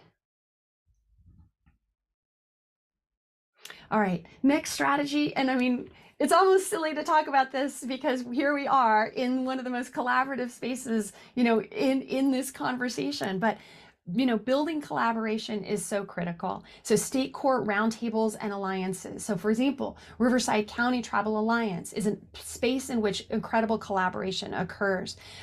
So those state court roundtables, I remember one of the very first ones up in Butte County, and the Butte County ICWA roundtable was headed up by one of the judges who's now retired, and it resulted in our JV 30 form in California. Work done at that roundtable actually very much altered the development of the ICWA forms for California. So not just collaborative and feeling good and having conversations, but really tangible work coming out of county-based tribal state court roundtables.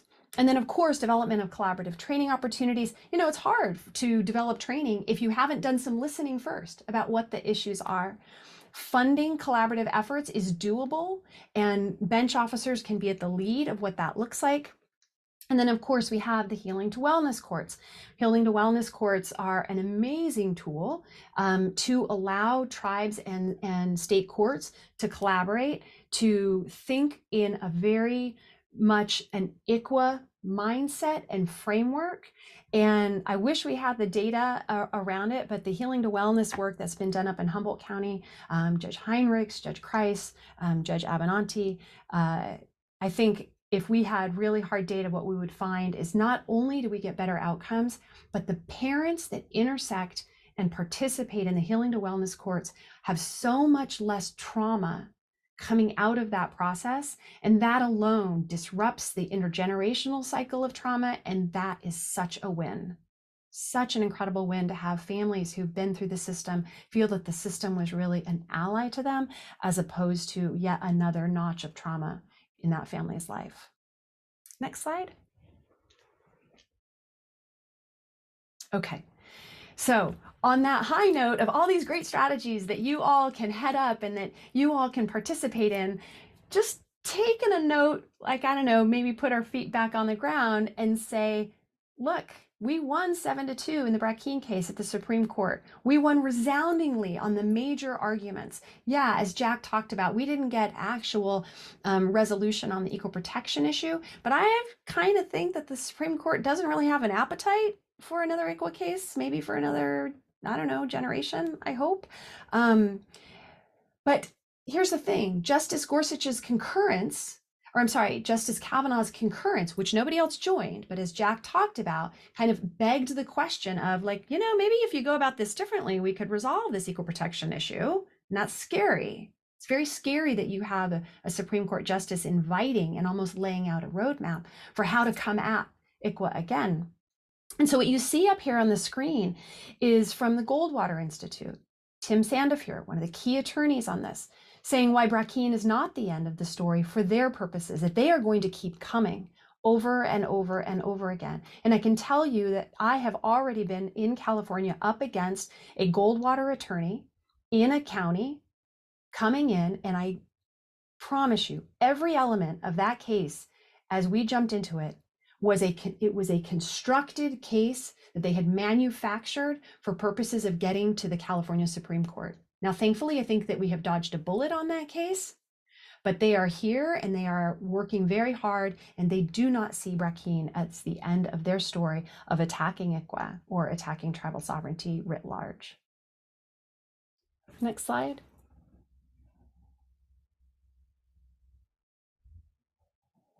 Okay. So I think that we are done with our time. Look at that, Jack, 11:59. Man, you did good.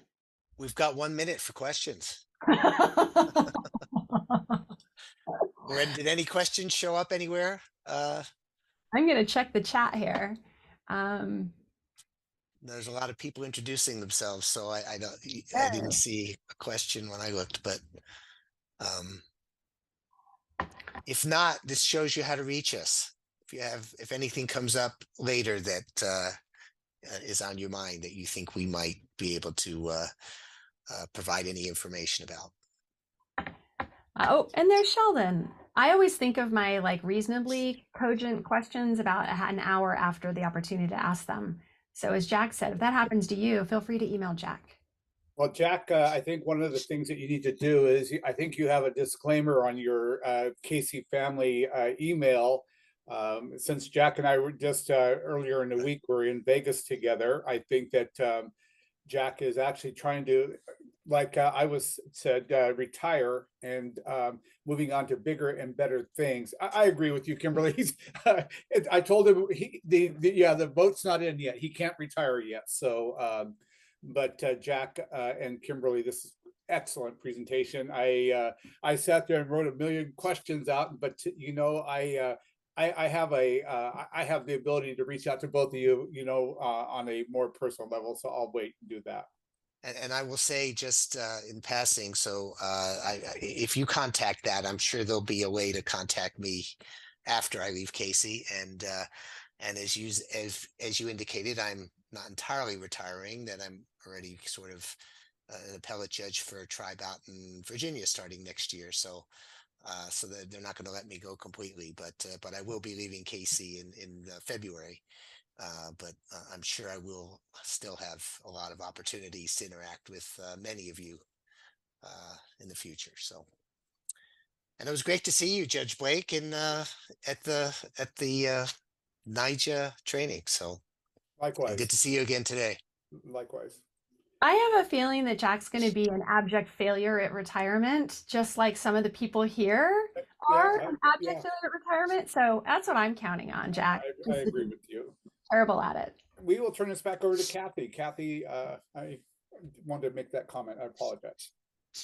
Well, thank you. And thank you, Jack and Kimberly. That was just a fantastic look at this case, the backstory, going forward, thoughts, concerns, worries, you know, just like you said, Kimberly, you know, already experiencing cases. And I think every time I hear about ICWA cases, I'm like, is that the next Brackeen, you know?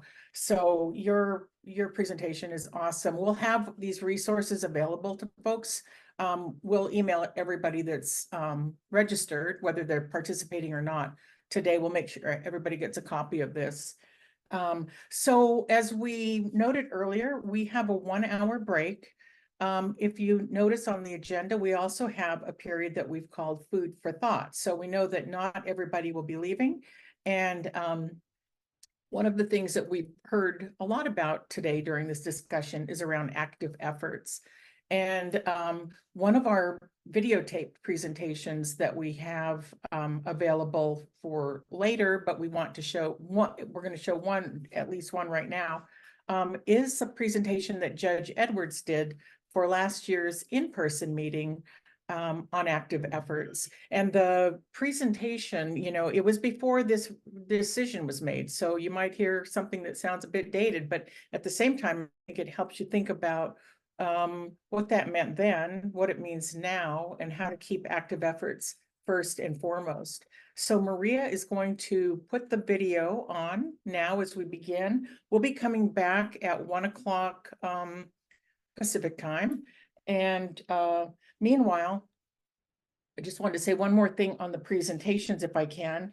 We'll start with the active efforts. We have some others, and as we have time, we will share those as well. So Diana Wagner, Assistant Director for Department of Social Services, is sharing information about the ICWA state plan, which is very timely. Of course, we have Judge Edwards, which we're going to share his video. Vita Castaneda and Ann Gilmore from the Center for Families, Children, and the Courts at the Judicial Council of California have a great update about their program. Judge Espana shares about the spirit of ICWA. Leah Lujan has provided us with a really beautiful video from the Central California Trading Academy, and Season Goodpasture shared about the Acorns to Oaks program in Southern California. So I want to make sure that you're all aware of those to view them when you can. And right now we're going to turn it over to see what Judge Edwards had to say last year. And I know he's on the call that willing to talk more about that when the video is over. So thank you. And I'm going to go on mute and turn it over to you, Maria.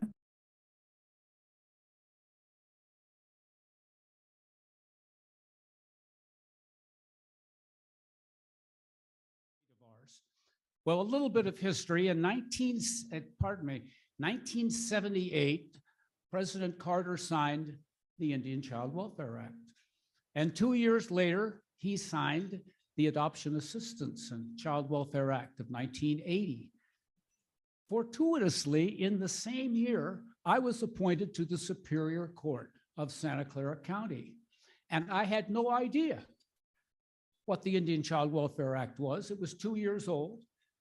And I didn't even get a chance to know anything about it until a righteous ICWA case came into my court a few years later. And all the attorneys Santa Clara County does not have its own tribe. And so the attorneys, county council, they all didn't know what to do. So I started reading, and the case lasted a long time. And it was in the appellate courts also.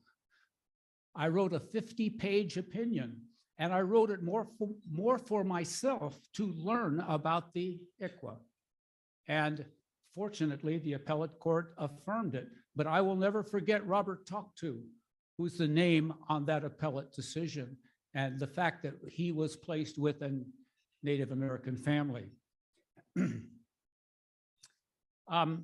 The whole idea of ICWA and the Adoption Assistance Act was to give federal power to judges to oversee the actions of social service agencies.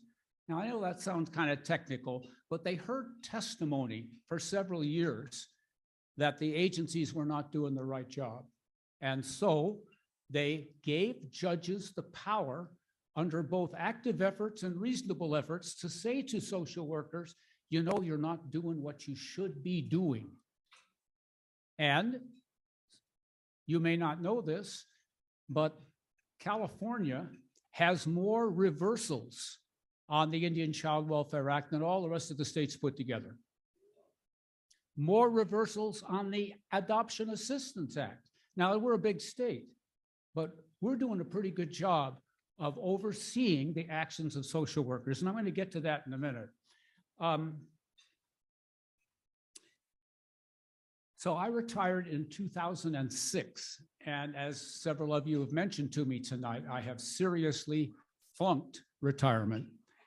I work harder now than I ever worked on the bench because there are no holidays. Every day is a work day. People say, I'm waiting for the weekend. What's a weekend? So we have appellate courts, and what we're most concerned about is the United States Supreme Court, because you all know the term sovereignty. Is that a term that means something to you? It should. It should. It really has the most meaning to tribal communities around the country who believe that they have some form of sovereignty. Well, I'll tell you, the Supreme Court is not a friend on the issue of sovereignty. In the Den Espy case, the court held that a person tried and convicted and sentenced and served his sentence on a tribal court could also be tried and convicted and sentenced in the state court. Supreme Court said that was fine. Now, it was a 5-4 decision. And that should send a chill down the spine of everybody in this room. 5-4 means the Supreme Court is very divided. Now, a lot of 6-3 decisions are coming out on the conservative liberal side, but we're talking now about the Indian Child Welfare Act. In the next case, Oklahoma versus Castro Huerta, the court held the federal government and the state government have concurrent jurisdiction to prosecute crimes committed by non-Indians on tribal property. Well, guess what? 5-4 again. I would not be surprised if the Supreme Court went 5-4 on the ICWA and the Brackeen versus Holland case. I would not be surprised. I just hope it goes one way. If it doesn't, if ICWA is stricken down, I think the only hope is to look back to the Fostering Connections Act of 2008, which says, it says, family is better than foster care. And for anybody who didn't believe that, I've written several articles on this. We talk about data. The data that I draw upon is hundreds of thousands of families where the child was placed in stranger care, whether that's congregate care or foster care. And the result is that the kids who were with kin, with their own family, fare better. And so I wrote an article, foster care is stranger care. And these kids don't need to live in stranger care. They need to live in a family where they feel part of it, where they're more likely to have their siblings And so, in my view, there is an urgency to use the active efforts portion of the ICWA, or the reasonable efforts portion of the Adoption Assistance Act, when you are looking for kin. And of course, Indigenous peoples have an advantage. And the advantage is the tribe is kin. And placing children when they have to be removed, and some children have to be removed with kin, with tribal, that they're going to have a better result in their lives. And we have data to prove that. Of course, there's a whole bunch of attorneys out there who want to have non-natives adopt Native kids. And that's been the story of ICWA. ICWA wouldn't be here today if children weren't being snatched from their Indigenous parents and placed with those families. So we can use the Fostering Connections Act, even if they throw out the ICWA. I want to tell you a little bit about active efforts. That cause is already been stricken as unconstitutional by the circuit which sent this case to the Supreme Court. They had a very small opinion of 356 pages where every judge wrote a different thing. But one thing came out: active efforts is unconstitutional. I fear for active efforts in the Brackeen case. Even if they uphold the ICWA, I think active efforts is in trouble. So we talked about gold standards. Well, I just wrote a book, and I have a chapter on the Indian Child Welfare Act. And if you want it, you email me and I'll send you that chapter. You can buy the book too. I don't sell it. So other people sell it. The National Council of Juvenile and Family Court Judges, I gave them the book, and you keep all the profits. I don't care. This is to improve the practice in this country. So William Thorne, who is a member of the original group that formed with Tom Lideau and Margaret and others to have dinners, he is an appellate court justice retired in Utah. And I said, Bill, will you write what active efforts means to you? And he wrote a long piece, and it's in my book. But I said, Bill, he said, active efforts means the social worker should treat the child as you would your own child and do whatever it takes.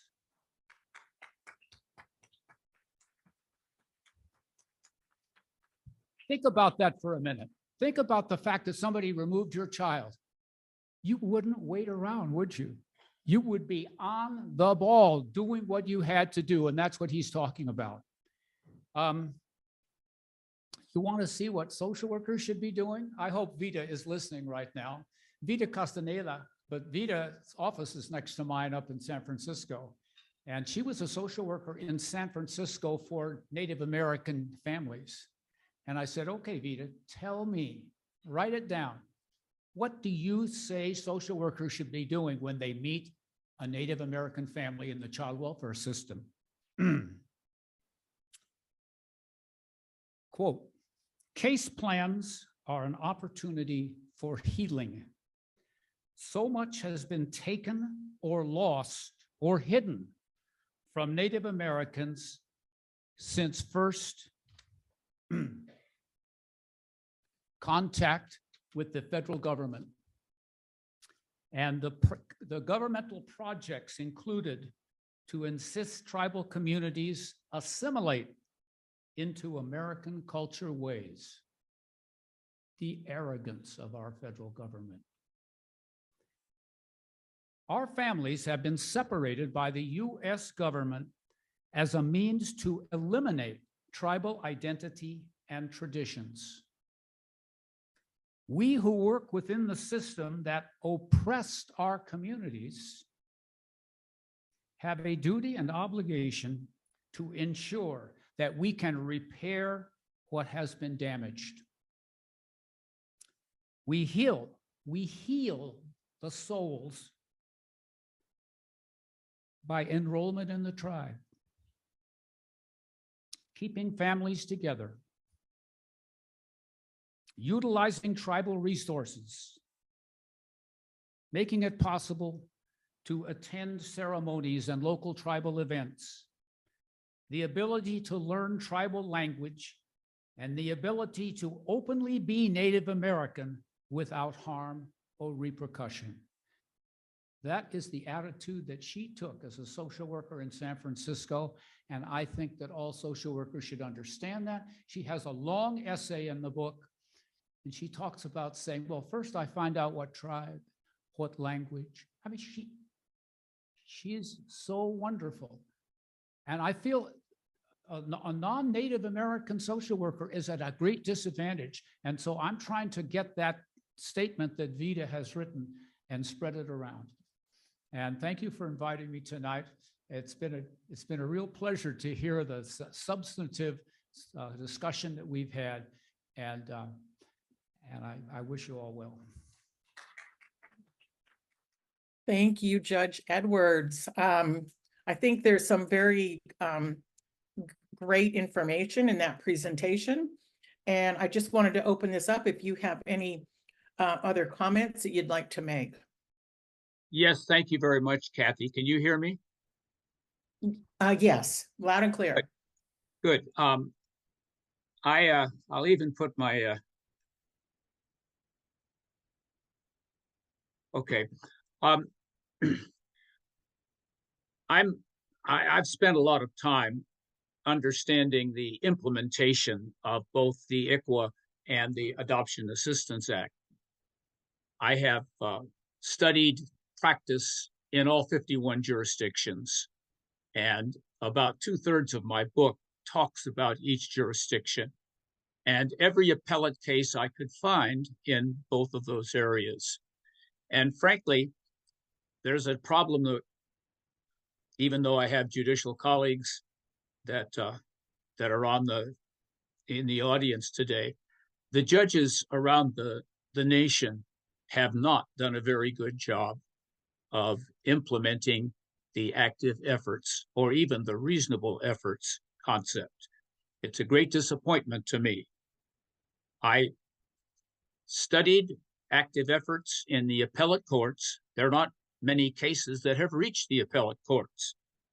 And in my conversations and in my overview study, I don't think active efforts is being implemented nearly to the level that Bill Thorne talks about in the essay in my book.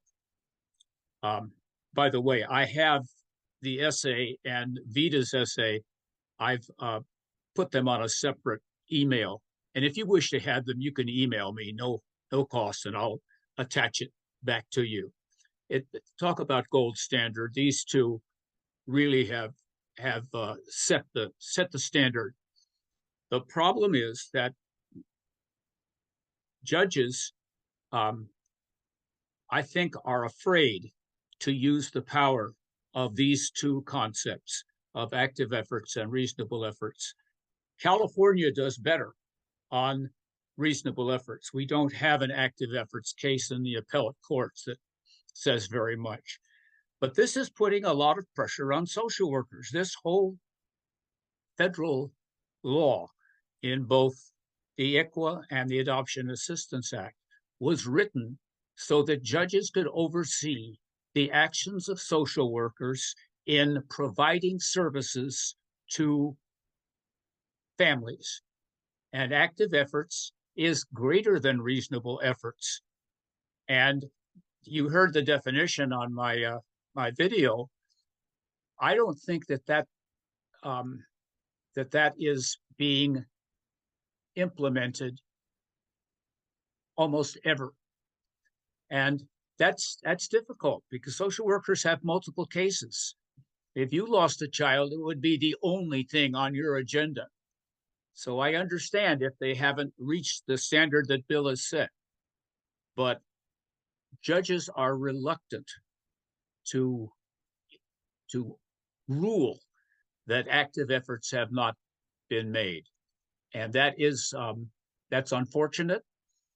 So one of the trainings that you're talking about in our last two speakers is judges need training in the meaning of active efforts in California and across the country.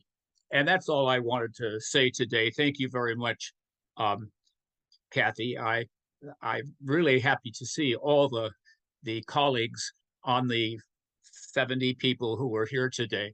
And I thought that the last presentation was excellent. I just wish that judges would be a little bolder in holding social workers accountable for their activities. That's all. Thank you so much, Judge Edwards. It's, I think, so important to hear that message about active efforts, because if those active efforts are followed, I think we don't get to the place where these cases are going to higher courts. And it's the right thing for the children and families in however services can be provided early intervention. You know, without that, we know what can happen. So we really appreciate your participation. And I know as you join the breakout groups later in the afternoon, you will probably have much to chime in about. So thank you again very much. Maria is going to go ahead and show the videos that we have from our other folks that had done a pre-recording. So I'm going to turn this back to Maria right now. Thank you.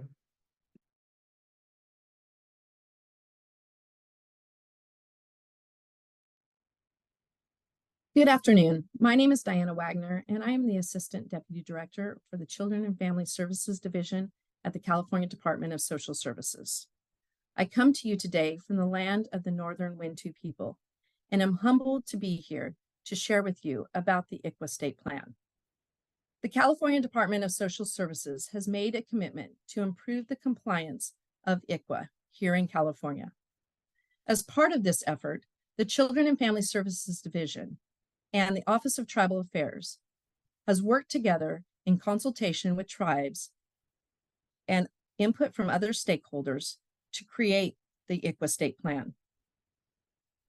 The plan was finalized in November of 2022, and a work group was created that consists of tribal representatives from the 3 regions, tribal organizations, county child welfare and probation representatives, representatives from the Office of Tribal Affairs, and from the Children and Family Services Division.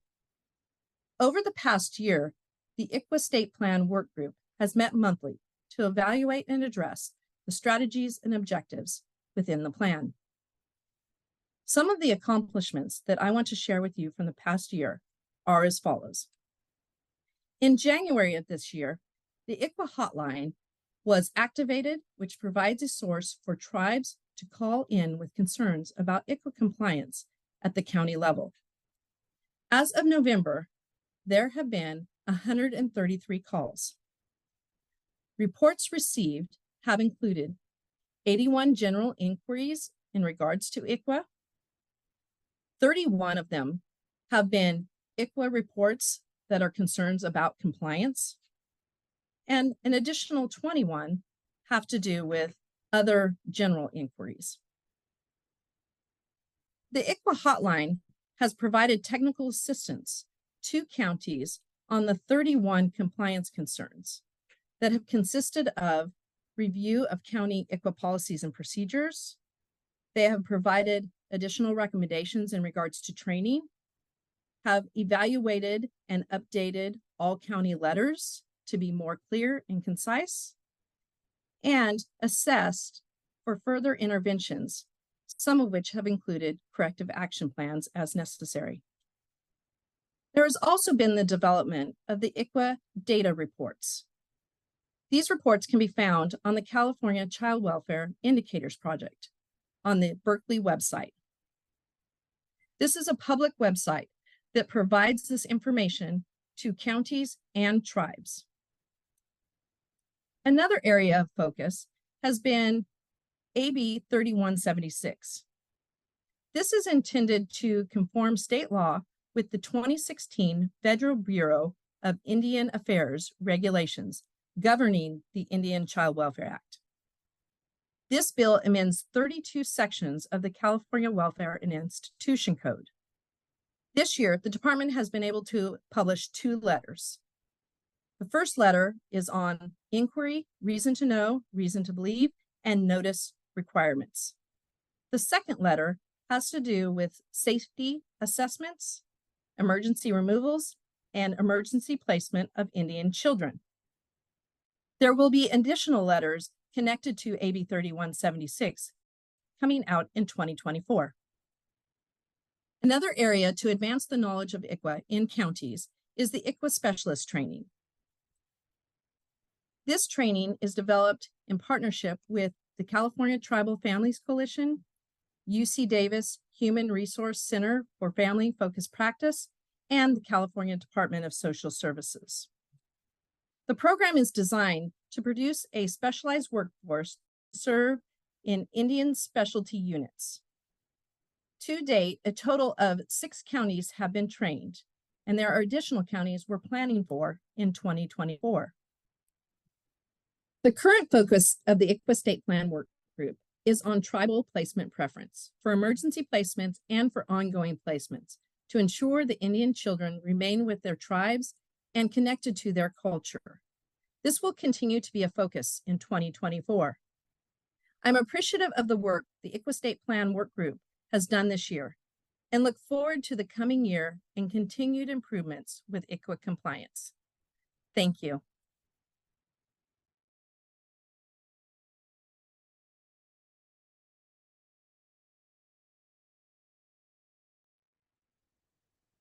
Haku, Semtena Vita Castaneda, No An Kshumash, Aloni, Zapotec, Ka Tarhumara, Kathnuna Tipu, No An Kakap, Bay Area, California.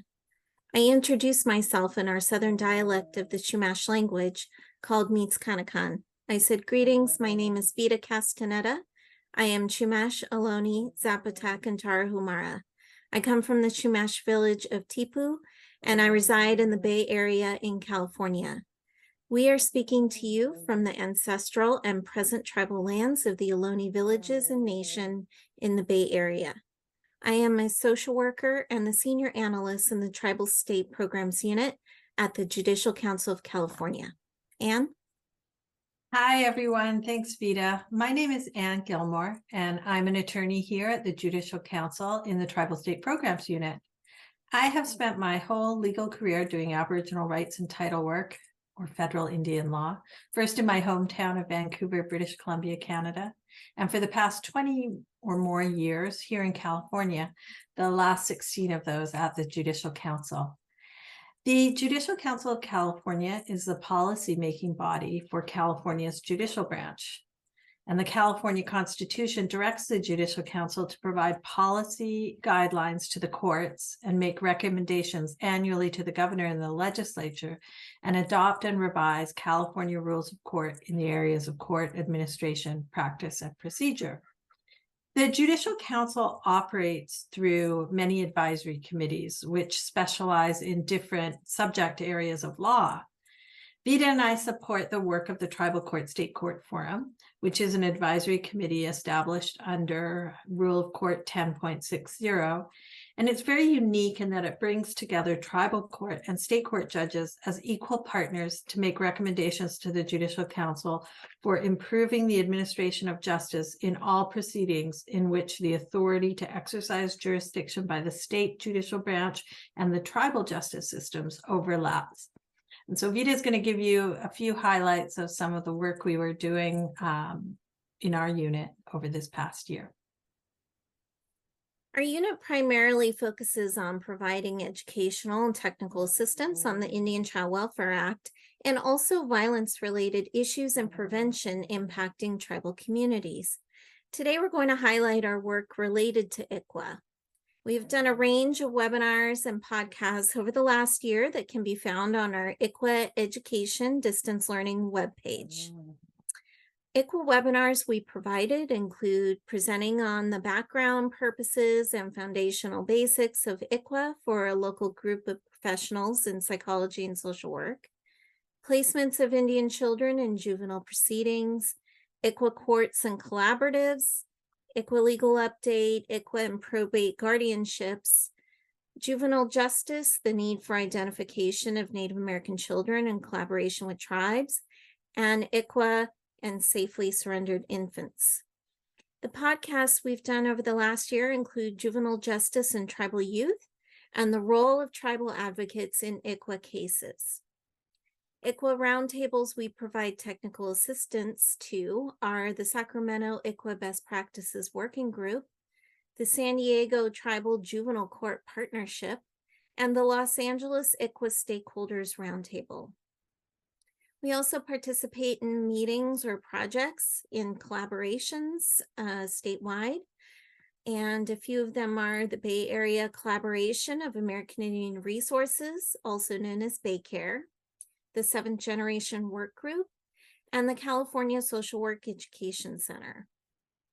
We completed a 2-year project with CDSS to produce bench cards for judicial officers that focus on utilizing harm reduction principles and practices within the court system for children and youth impacted by commercial sexual exploitation.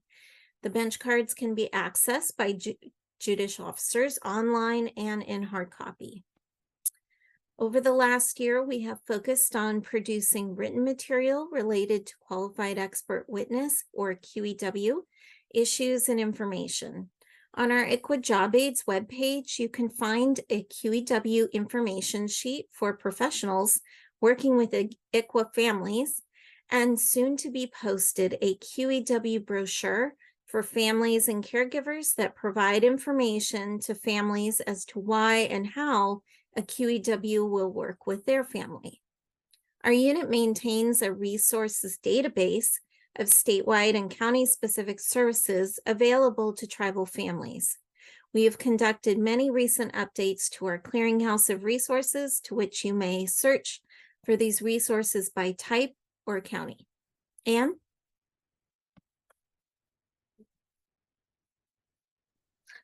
A few of the other things we've done over the last year, I'm just going to highlight some of our projects. Like many of you, we spent time over the last year preparing for a worst case scenario in the Brackeen case, which was pending before the U.S. Supreme Court. We spent time analyzing what various outcomes would mean for California and preparing resources and information for the courts on that. Luckily, we did not have to deal with that worst case scenario. We also finalized updates to the ICWA Bench Handbook for Judicial Officers. The Judicial Council prepares resources and handbooks for judicial officers on various substantive areas of law, including the Indian Child Welfare Act, and the Indian Child Welfare Act Bench Handbook had not been updated since 2013. So we undertook a large overhaul to update the resource to reflect the new federal regulations governing ICWA, as well as updates in California statutes and cases. In our support to the Tribal Court State Court Forum, we also worked on a rules and forms proposal, which was approved by the Judicial Council at their meeting in September, and so will become effective on January 1st, 2024. This proposal related to discretionary tribal participation in ICWA cases. The proposal will give more clarity to the process for a tribe to apply to participate in juvenile cases involving a tribal child, but where ICWA does not apply. These situations include participation by unrecognized tribes under Welfare and Institutions Code Section 306.6, participation by tribes in delinquency cases where ICWA doesn't apply, and also in heritage cases, which involve tribal children, members of the tribal community, but who may not qualify as Indian children under the Act. It also gives guidance to the courts on exercising their discretion in these cases so that we can ensure more consistency across different counties. We assisted in drafting comments that were submitted by the Judicial Council on a notice of proposed rulemaking issued by the Children's Bureau that would for the first time expand use of Title IV-E foster care funding to allow it to be used for legal representation of tribes when they are appearing in juvenile court dependency proceedings. And this kind of went hand in hand with another project, the Juvenile Dependency Representation Project. For the first time several years ago, California appropriated funding to pay for tribes if they want to hire attorneys to represent them in juvenile dependency ICWA cases. So this is a really exciting development, both of these, that will go a long way to allowing tribes to have more robust participation in these cases. We did several in-person trainings and court-specific trainings. We did a 1-hour ICWA update training via Zoom for El Dorado County in their juvenile court for juvenile officers, attorneys representing parents and children, county counsel, and justice partners. This training was primarily focused on the requirements of ICWA inquiry and tribal engagement. In March of 2023, we supported an ICWA session at the in-person Juvenile Judges Administrative Forum that was held in our offices in San Francisco. The ICWA portion of this focused on preparing for the potentials of the Brackeen decision, the Tribal Representation Program, as well as issues around ICWA inquiry. In October of 2023, we held an in-person ICWA training for Solano County, a 4-hour training for their attorneys, judicial officers, and justice partners. We also did 2-hour tribal customary adoption training for Inyo County. In addition, the forum met in person in October of 2023 and discussed a number of ICWA-related topics, including tribal dependency representation, 2 cases that are currently pending before the California Supreme Court on ICWA inquiry, as well as pending legislation in California intended to further protect ICWA. Upcoming for next year, we will be working on projects for recognition and enforcement of tribal court child custody orders, rolling out the tribal dependency representation curriculum for attorneys, and monitoring and responding to cases on ICWA inquiry that are pending before the California Supreme Court. So we want to thank you all for your collaboration and partnership over this last year, and we look forward to working with you all in 2024. Thanks, everyone.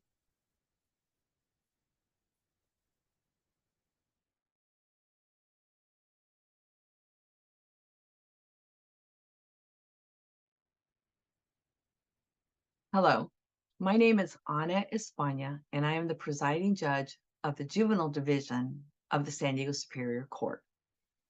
A few years ago, I learned of a tribe that was not permitted into a juvenile court hearing because the child did not meet the definition of an Indian child under the Indian Child Welfare Act.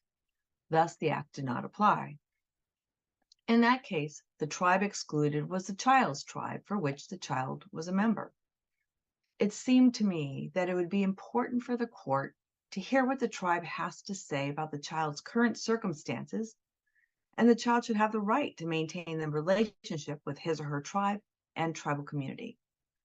So, with the input of our local tribes and justice partners, I crafted a special order authorizing informal notice to and participation by tribes in those cases not governed by the Indian Child Welfare Act.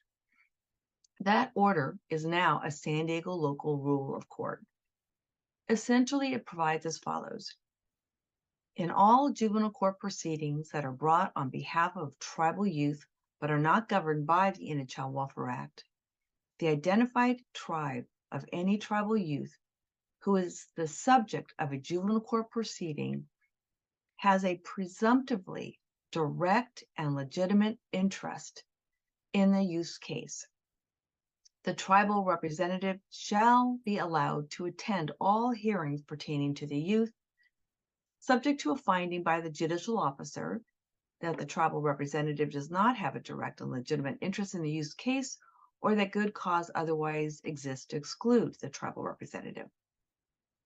In addition to attendance at hearings, the tribal representative may do all of those things they are entitled to do pursuant to 306.6b of the Welfare and Institutions Code, and that is to address the court, request and receive notice of hearings, request to examine court documents related to court proceedings, present to the court information that is relevant to the proceeding, submit written reports and recommendations to the court, and perform other duties and responsibilities as requested or approved by the court. So essentially, this local rule makes clear that these tribes shall be permitted versus may be permitted, but shall be permitted to participate in all juvenile court proceedings, barring certain narrow exceptions. Their input will enhance our decision-making and help ensure the child stays connected to their tribal communities, as well as have the benefit of available tribal services and supports. Thank you for asking me to speak about the spirit of ICWA General Order and now local rule of court. We hope it helps support the involvement of our tribes in juvenile court proceedings. Thank you.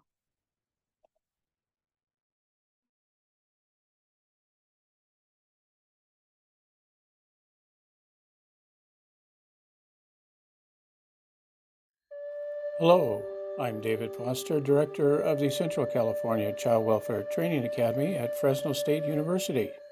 The Central California Training Academy understands the importance of partnerships across different tribes, cultures, communities, and organizations. We are committed to engaging these partners in every way possible. Welcome to the Central Region.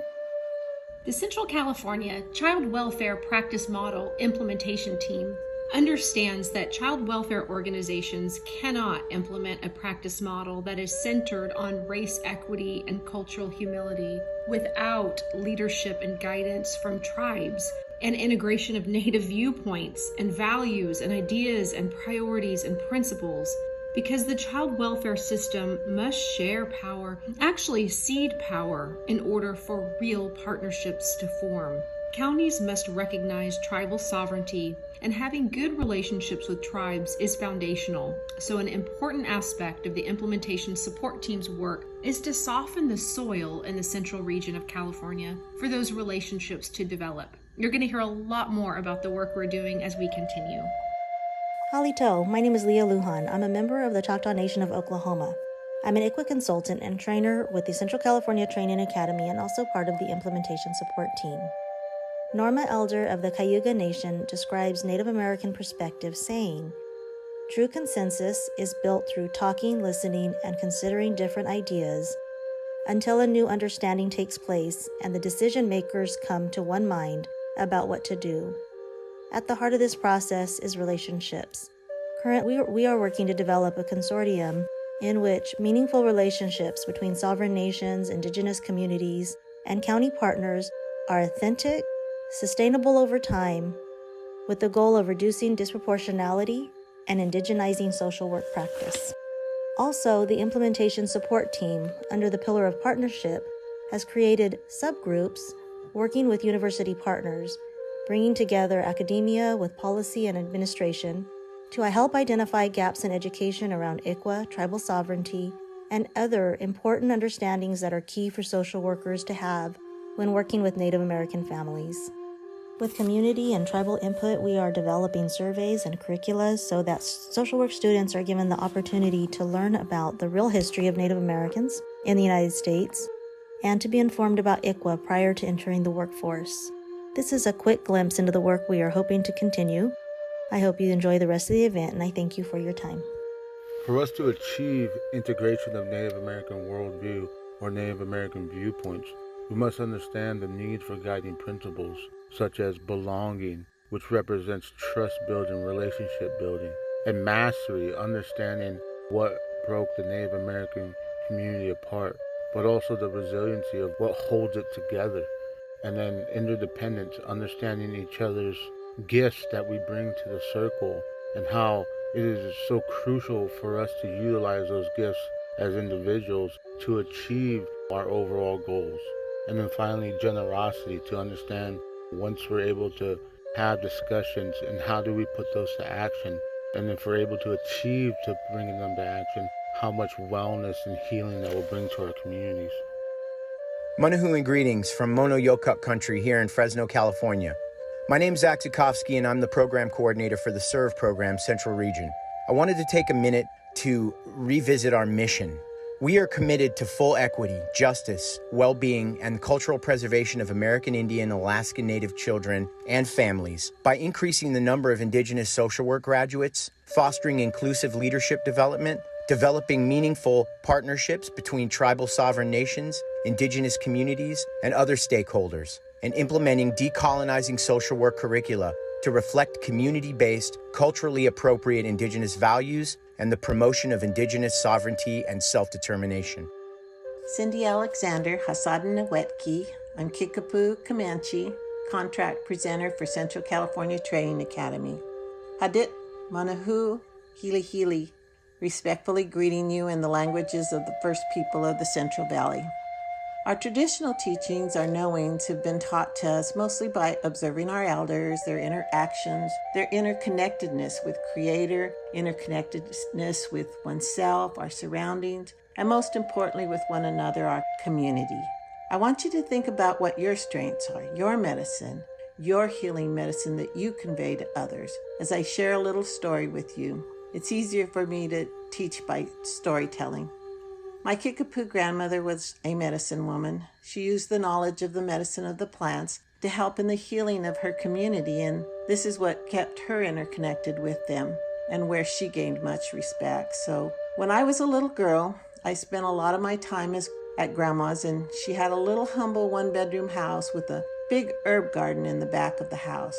Sometimes Grandma would allow me to sit quietly in the living room while patients would come to see her for some natural healing.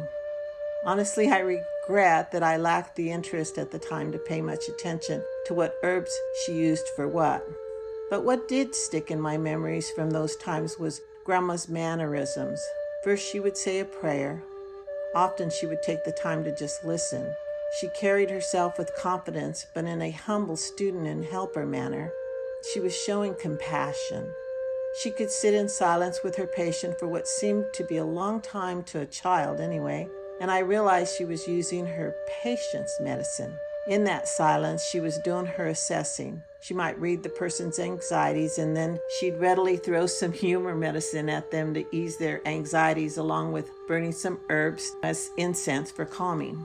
Well, I never did become a doctor or herbalist, but I did become a social worker, and I found as a social worker, as a woman, mother, sister, friend, when I used these strengthening medicine ways or tools of my grandmother, quietly listening, humbleness, compassion, patience, humor, prayer, it built trust, and solutions evolved from that. So I just want to say to all of you, we are all healers. Just pay more attention to your daily interactions, your personal strengths you use to communicate, interconnect with others. These are your good medicine. Just tap into them a little more deeply by recognizing them as your medicine, especially when you use them to interconnect with someone in need. And if your medicine doesn't work, utilize your interconnections with other healers in your circle, whose medicine will work. Know and embrace the healer within you. We all need one another's support. We all matter. I offer you a healing song from the Central Valley.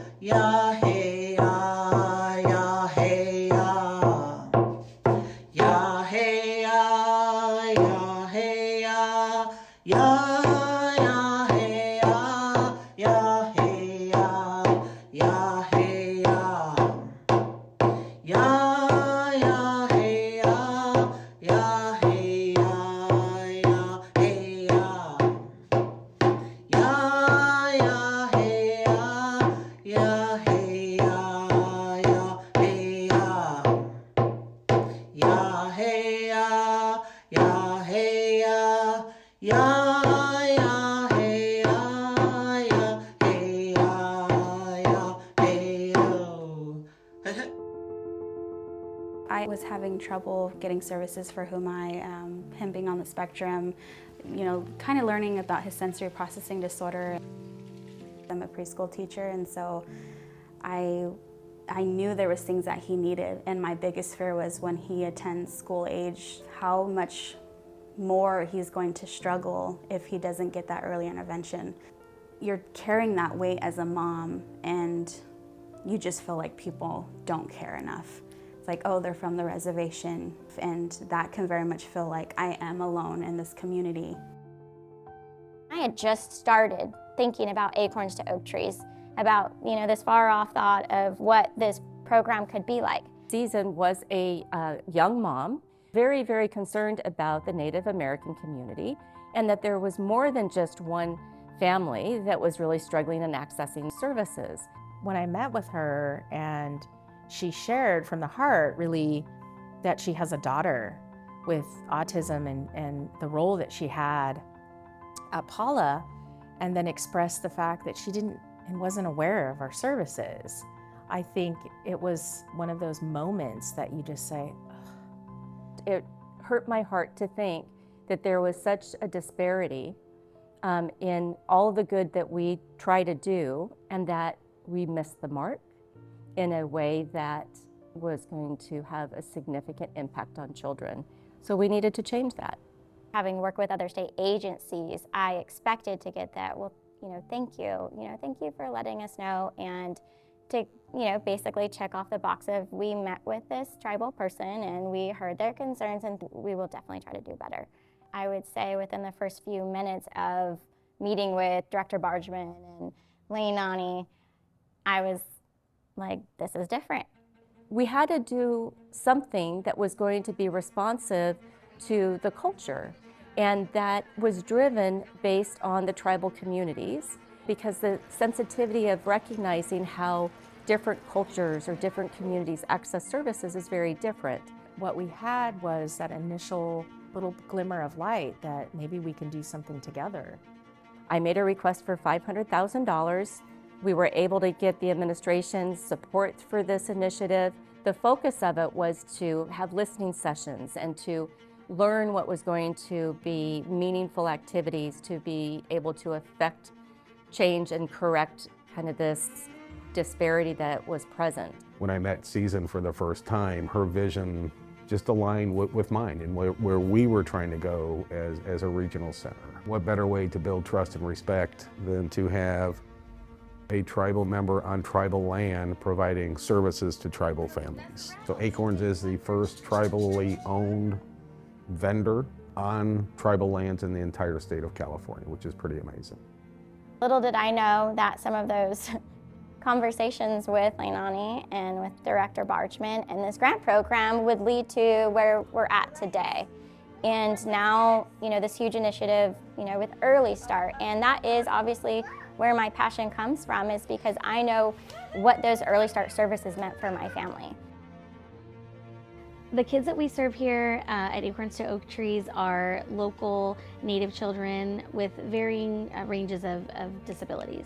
So could just be speech and language delay, all the way to autism or children with behavioral challenges, cerebral palsy.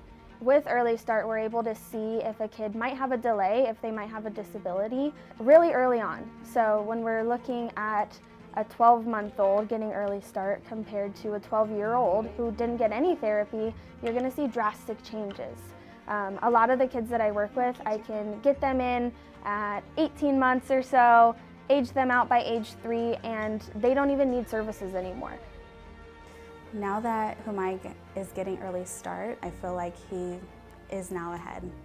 When we started Acorns, he wasn't able to climb on furniture. He wasn't able to regulate those feelings that he was getting of needing to get that sensory input out. He's talking so much now. He's building 3-word sentences. I feel like he's just a whole other child now, and he's keeping me on my toes. And he's now ahead of the game, and we're having so much fun with him. Community-based organizations know best how to reach families. My hope is that there are many more acorns that are planted, both in the tribal community as well as the multitude of other community members. Having families, having parents like Season, come have that discussion with us. Makes us a better system, makes us provide better services. That's what we're about. I'm forever grateful to the tribal leaders for giving us a space to listen and to have the conversations. We're actually honored to hear the stories of their tribal communities and their families. And you can hear in their voices the urgency and also some of the sadness. That drives me to want to connect with as many as I can.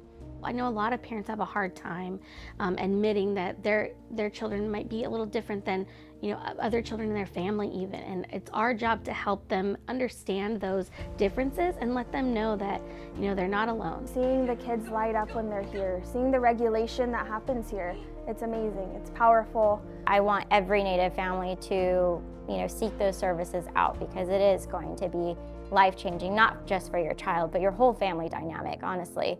I feel like a big burden has lifted off my shoulders, and I feel like I'm no longer alone. It's very sacred to my heart and to who we are as a people, as Native people, looking out for one another. And not only that, I'm seeing my child thrive, and that's the ultimate blessing.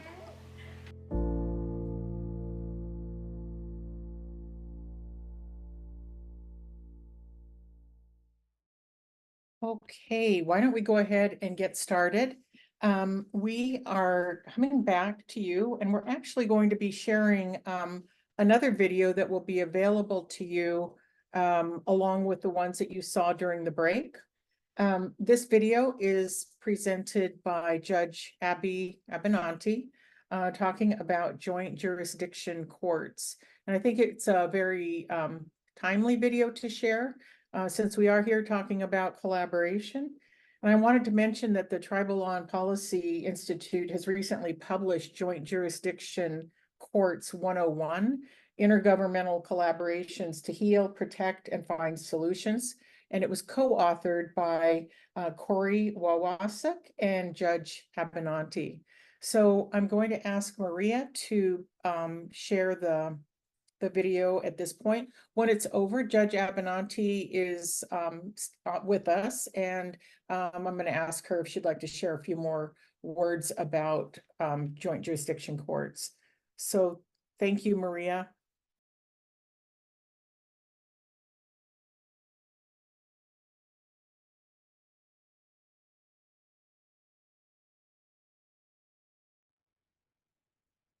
Now, Judge Abby Skiunakoi. I am the Chief Judge of the Yurok tribe. We are the largest surviving tribe in the state of California. And we are located way north and in two counties, Humboldt and Del Norte County, along the Klamath River. I've been home for a little more than a decade now, working in the court and helping to create an infrastructure. And today, what I want to talk about is the work that we've done with our neighboring allies and justice partners in the county. This is a public law 280 state, so we have a lot of concurrent jurisdiction and a lot of overlaps. And one of the great tools that we have settled on using is joint courts. And we have a couple of different models of those joint courts. And I'm going to go through sort of what the concept is first. And for a joint court, most people think of them as having two judges. And in our case, that's true. In both Humboldt and Del Norte, we have family wellness courts. And we have a tribal court judge and the state court judge presiding over these courts. People have to voluntarily agree to be moved into them from the state court. And the people who are eligible for moving are those people who are in the dependency system. And we move them in. And when we move them in, there's a petition filed in that court and it's transferred into family wellness court. It is not transferred out of dependency court. So all the formal findings are made on the state court calendars, but the family wellness court findings are made separately. And the reason that's true is that, as most of you probably realize, dependency courts meet every 6 months, 3 months, whatever. And family wellness court meets every 2 weeks. And this is a very hands-on court. And the team comes with the participant, so that the advantage of a joint court is that we use the resources of the state and the resources of the tribe, and those resources are a team for the family that's involved in the family wellness court. And that can be behavioral health people, it can be treatment facilities, it can be outpatient. We also provide assistance, like if they have an issue with their child in school and need help with SARB hearings or with IEPs, those kinds of things. We have special workers, veterans workers, a veteran worker who will work with the vets in those systems. So we have a lot of people that we can bring to the table, not just the social workers. We also work with housing and with job placement, along with all of the unification skills and offering parenting classes, those kinds of things. And we have found them to be really successful. And successful in terms of the participants really get something out of it and feel like they're being heard, and also learn how to interact in a court system, and to be able to say, this is what I need, this is what I want, and to work through issues. And you really, for us, it isn't like, okay, if you don't do it, then here's the consequence. It's more like, okay, if you didn't do it, why didn't you do it? And I'll give you an example. We had a situation where this man had been told, look, if you don't go to this group of meetings, you're in danger of getting put out of this program back into the regular program. So he didn't, and we were getting ready to meet with him. And I said to the group as a whole, because we have pre-court meetings, why didn't he go to the meeting?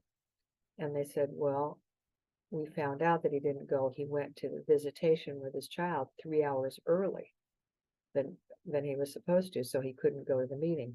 I said, do we know why he did that? And somebody else, one of the tribal people, said, oh, I know why. And I said, tell me why. And she said, well, he went because the placement is with the grandmother, and it's winter here now. And he knew that if he went at the regular time, grandma and baby would be going back over the hill, which is a 2-hour ride in the dark. And he didn't want to do that. And he didn't think it was a good idea. So he decided he would go to the visitation early. He just told his grandma, come out early, grandma, and I'll go early. And I said, to me, that works, because in our codes, we allow for sort of cultural overrides. And I said, you know, if he had come and told me that he had decided he was going to make his 79-year-old grandmother drive over the hill in the dark, I would not have been very happy with it.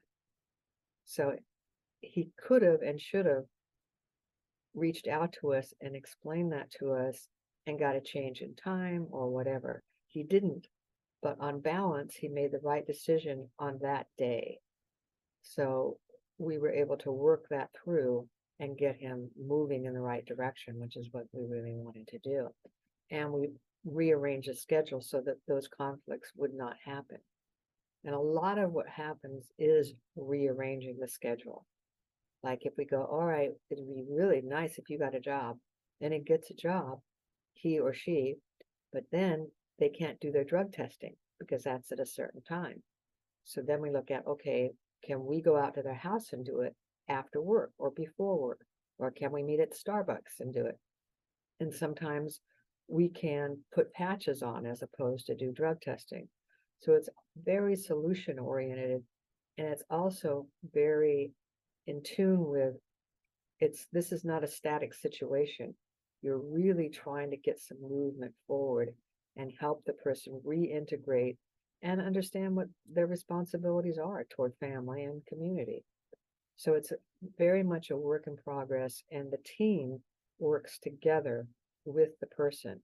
And the other thing we do is that everybody in the Family Wellness Court is invited to a once-a-month dinner, and everybody on the day of the court hearings, unlike most dependency hearings, which are closed, these are open to the rest of the team members, meaning the rest of the families in the Family Wellness Court. And this helps them grow a peer support group because they very much interact with each other, with their teams, and they're talking. And the judges, as we're doing this, we're not sitting up on the bench, we're sitting around the tables in the front of the courtroom, talking with the participants. So their lawyers can attend if they want. And sometimes they do, and sometimes they sit in the back, but the participants always sit up in the front with us, and we're talking to them. And one of the other things that I like is that our associate judge is not law trained. He does he is able to do all of the calendars, and he has been trained and was, before he was recruited here, his background is that he was a probation officer, a social worker. He was on the river with his grandmother when the feds came and tried to stop us from fishing. And he's a dance leader. So in my mind, he's a perfect person to be in a position where you have to interact with people and you have to say, okay, this is not your fault, but it is your responsibility now. Because here, what we do as part of the intake process with our wellness courts and with the joint courts is make the participants go through the process of figuring out why and how did this behavior in me start. For instance, here we know that the three things that really impacted us after the invasion were massacres. There are more massacres in this state than in any other state. Indentured slaves. California came in saying that they were not slave owners. However, they had indentured slaves, and those were natives. And the third thing were the boarding schools. Now, all of those experiences, if you survive them, leave you with behaviors that are not consistent with our value system.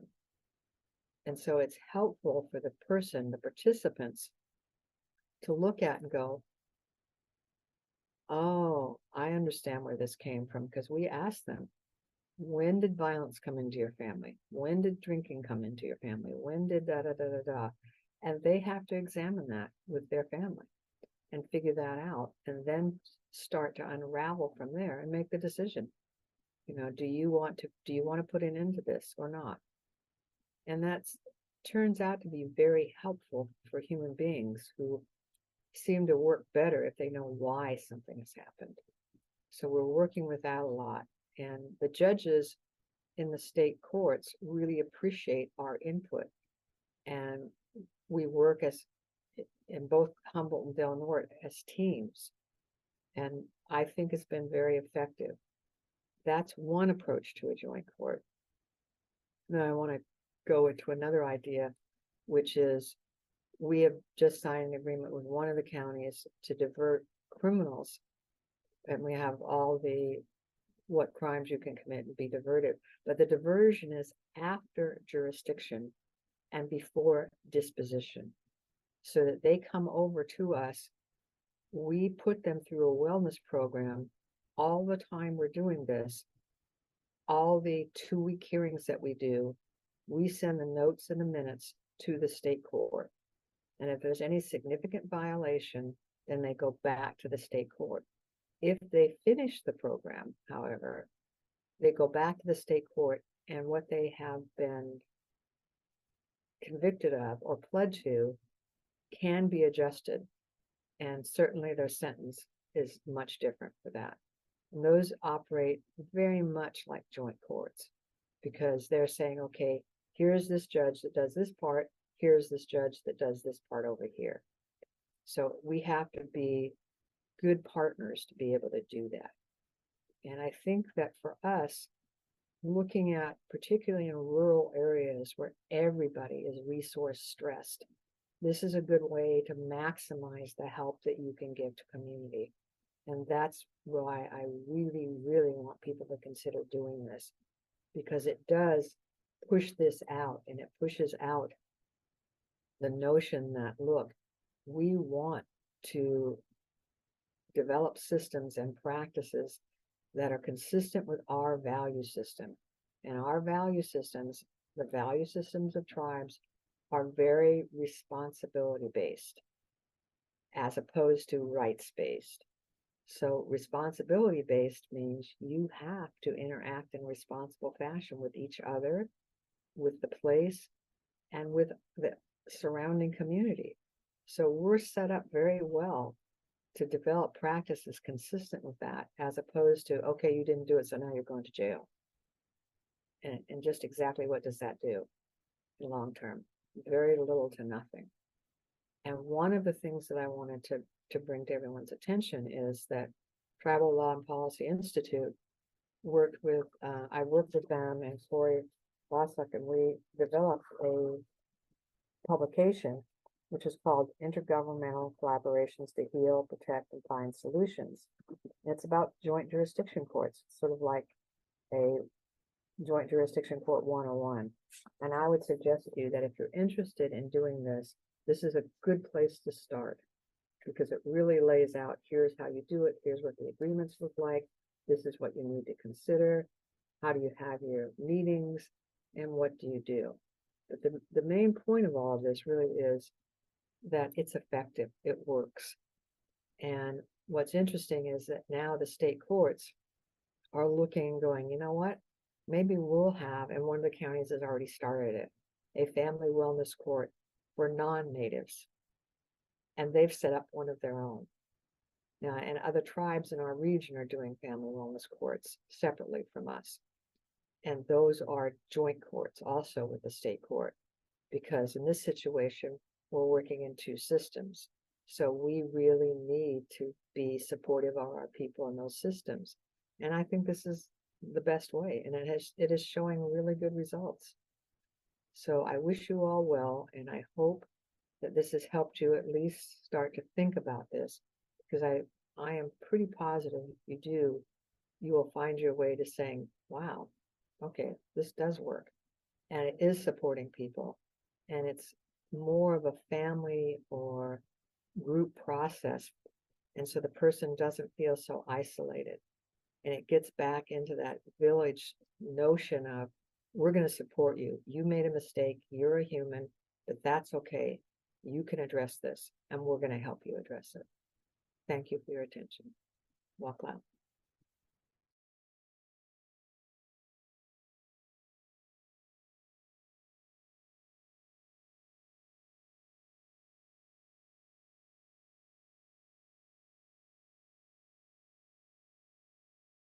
Well, thank you, Judge Abby. I know you didn't expect to be a keynote presenter when you did that video for us, but I think it just tied in so well to everything that we've been talking about today. And I'm so glad that you're here now to share, additional thoughts. I know this is near and dear to your heart. So I'd just like to turn it over to you for any additional comments that you might have.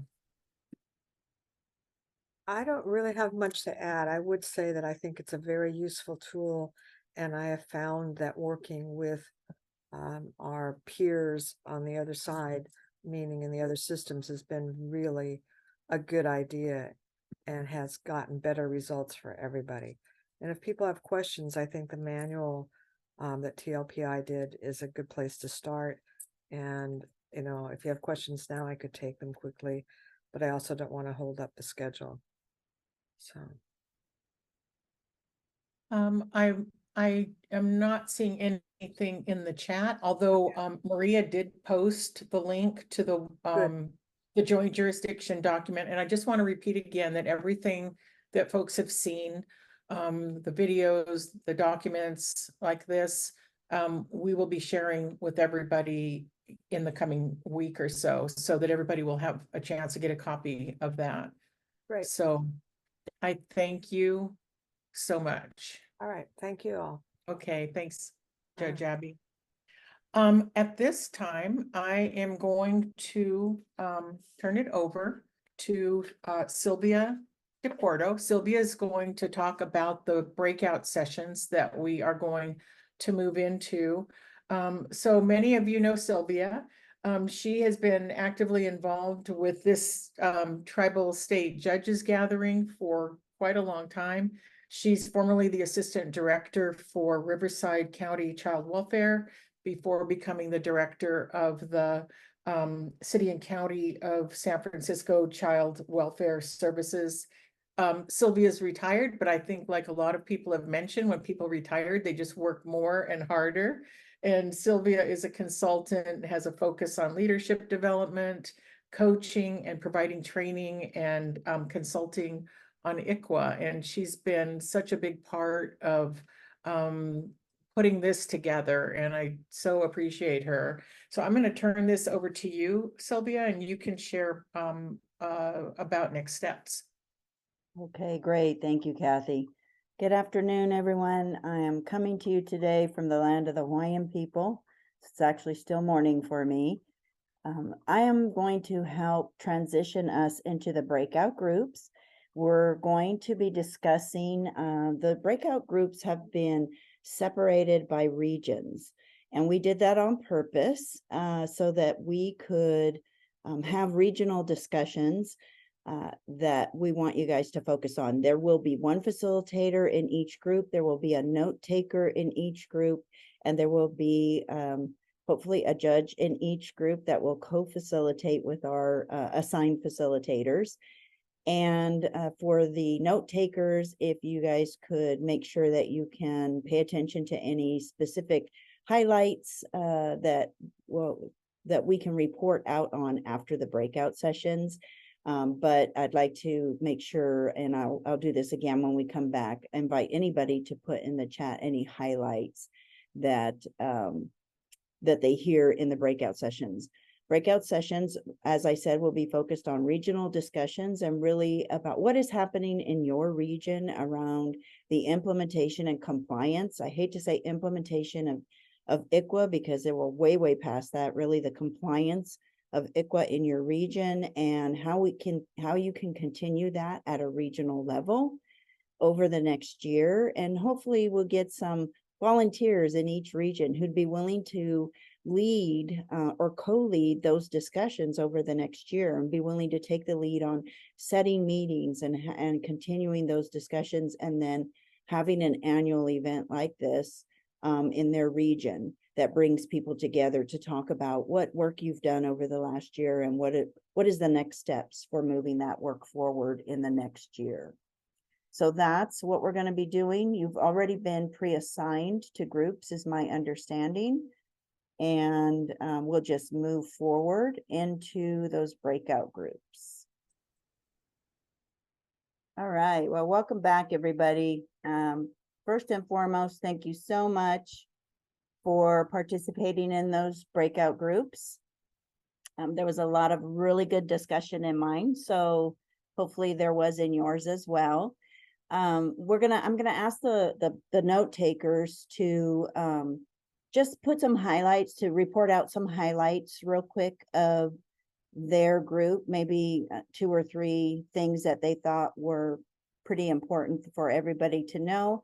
But for everybody else, you guys were all in breakout groups, and I'd like to invite you that if there was something said that you think was really important that, you know, we should all know, please add that to the chat. Please let us know what you thought was said that was good information that everybody should know about, and put that in the chat.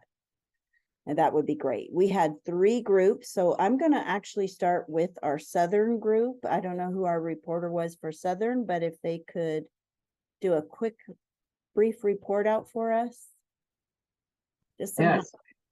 I'm going to plagiarize Outcast right now and say the South has something to say, because I've always used like the Southern counties as a great example of the work that's being done. Just in regards to sharing the excitement of the changes that's happening with the structured decision-making, the tool that is used for county workers to do the assessments, how it's encouraged, well, how it always should have been, encouraging that this should be done alongside with tribes. This should be in collaboration with tribes. Case plan development should be in collaboration with tribes. Inquiry should be done at the hotline. So that was great hearing on the practice side. And then I got pages of notes from the judiciary, just about, in the bottom line, just like Judge Sheldon said about the relationships. It's about the relationships. And and just the honoring and the importance of this gathering here, where we can meet and continue to collaborate and only maybe heard of people just by their names, but now we have their contact information, so we're going to start making those further connections. And the overwhelming assessment was we need to have more of these gatherings, hopefully in person, obviously regionally, but also maybe every few years, one big one, so we can all share what's happening from the south to the central to the north, and just share our successes, and then also share some of the problems that we've had to overcome, and what Judge Thorne would say, and to brag about the great work that is currently going on right now. So thank you. All right, thank you, Donald. It's nice to have these gatherings, and great to see everybody and be together, but it also takes organization and leadership to do that. And so, you know, hopefully we were able to get some volunteers out of your group who are willing to take the lead on working in the next year on maybe doing a Southern regional convening. So, how about Central?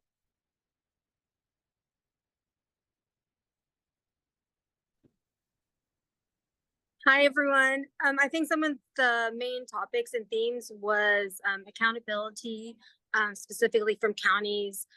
What was the consequences if they aren't in compliance, or if there are other challenges? The second issue that repeatedly came up was training at all levels, supervisors, managers, even board supervisors, talking to the board of supervisors, educating them as well.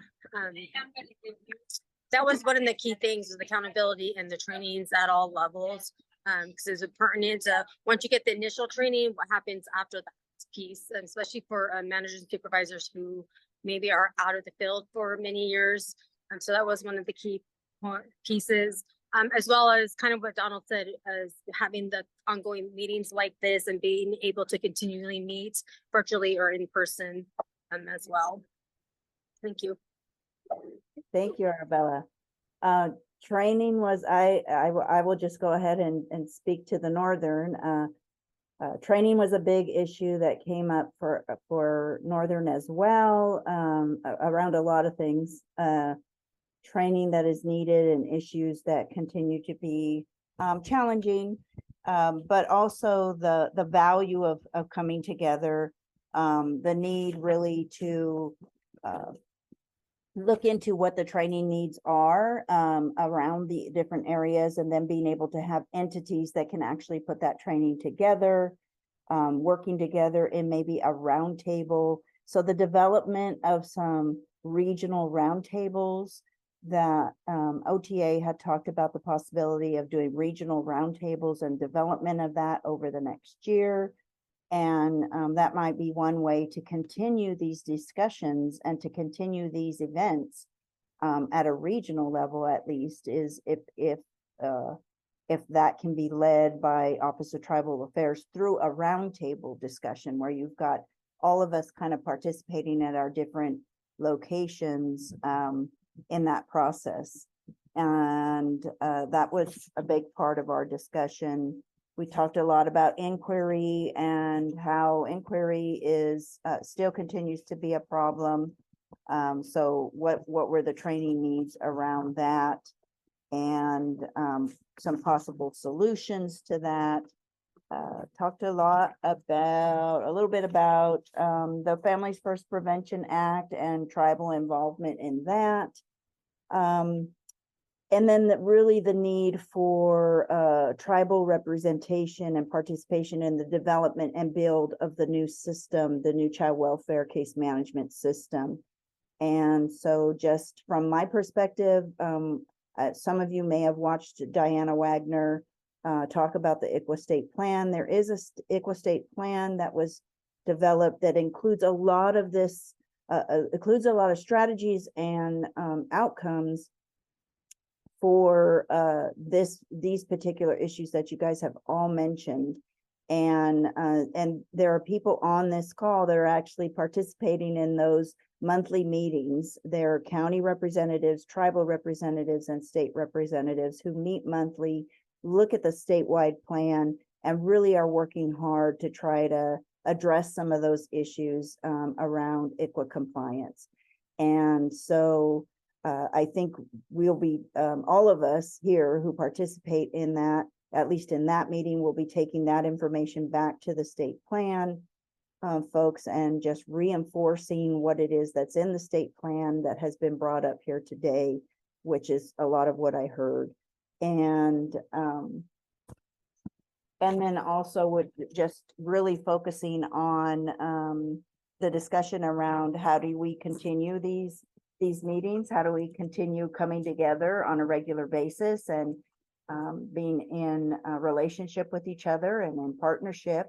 And hopefully with between the Office of Tribal Affairs and folks that are here in the different regional groups that exist, the roundtables that already exist, we can begin to pull together some regional groups. I think it would be 1 north, 2 central. We're looking at like the way the OTA, Office of Tribal Affairs, is split up, and then 1 southern, and really try to do some regular annual get-togethers like this that are regional. And then I like the idea of having an annual maybe every couple of years. So hopefully we can do that. We just need volunteers who are willing to work on the process and be a part of the team putting it all together. But thank you again for participating today, and I will turn it back over to Kathy. The feedback was awesome.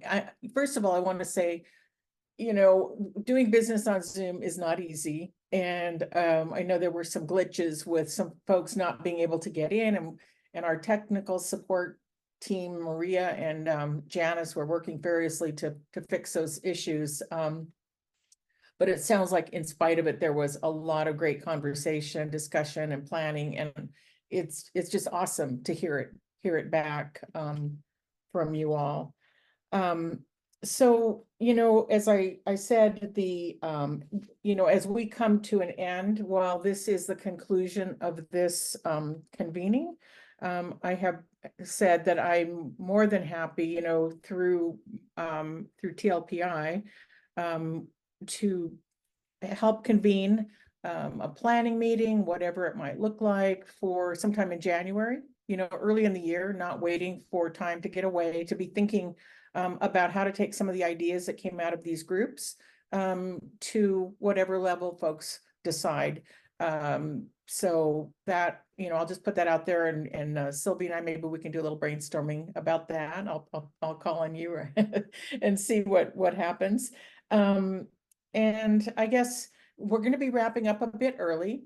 So as I said, you know, pulling big groups of Zoom or large groups through Zoom together is not always easy. Well, I'll say that pulling 4 young gentlemen together for our closing bird songs was a little bit more challenging than expected, but we are so fortunate to have one of those bird singers be able to close us today with a song. Hunter Benegas is the grandson of Silvana Osuna, who was one of the first ICWA caseworkers in California. And many of you know her or worked with her many years back.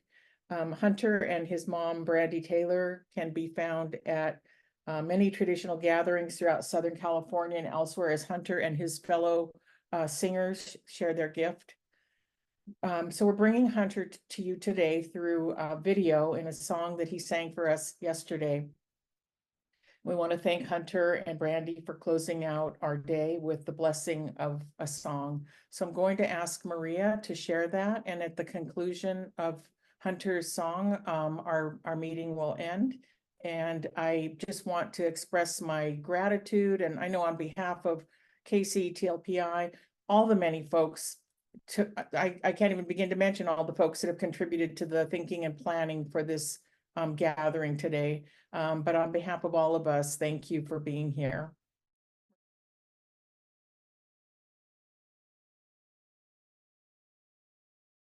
Hello, my name is Brandy Taylor, and I'm from the Santa Isabel Indian Reservation.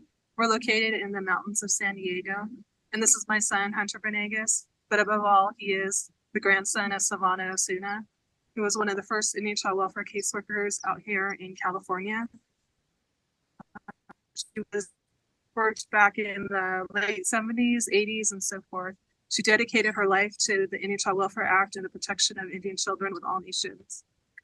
She was honored last year at this conference, and so my son has been asked to sing an honoring song in her honor. And the group that he usually does sing with weren't able to make it today, but I did want to mention them. One is Mentai Dominguez. His mom was a foster parent and also works for Tribal Star, which is a Native organization.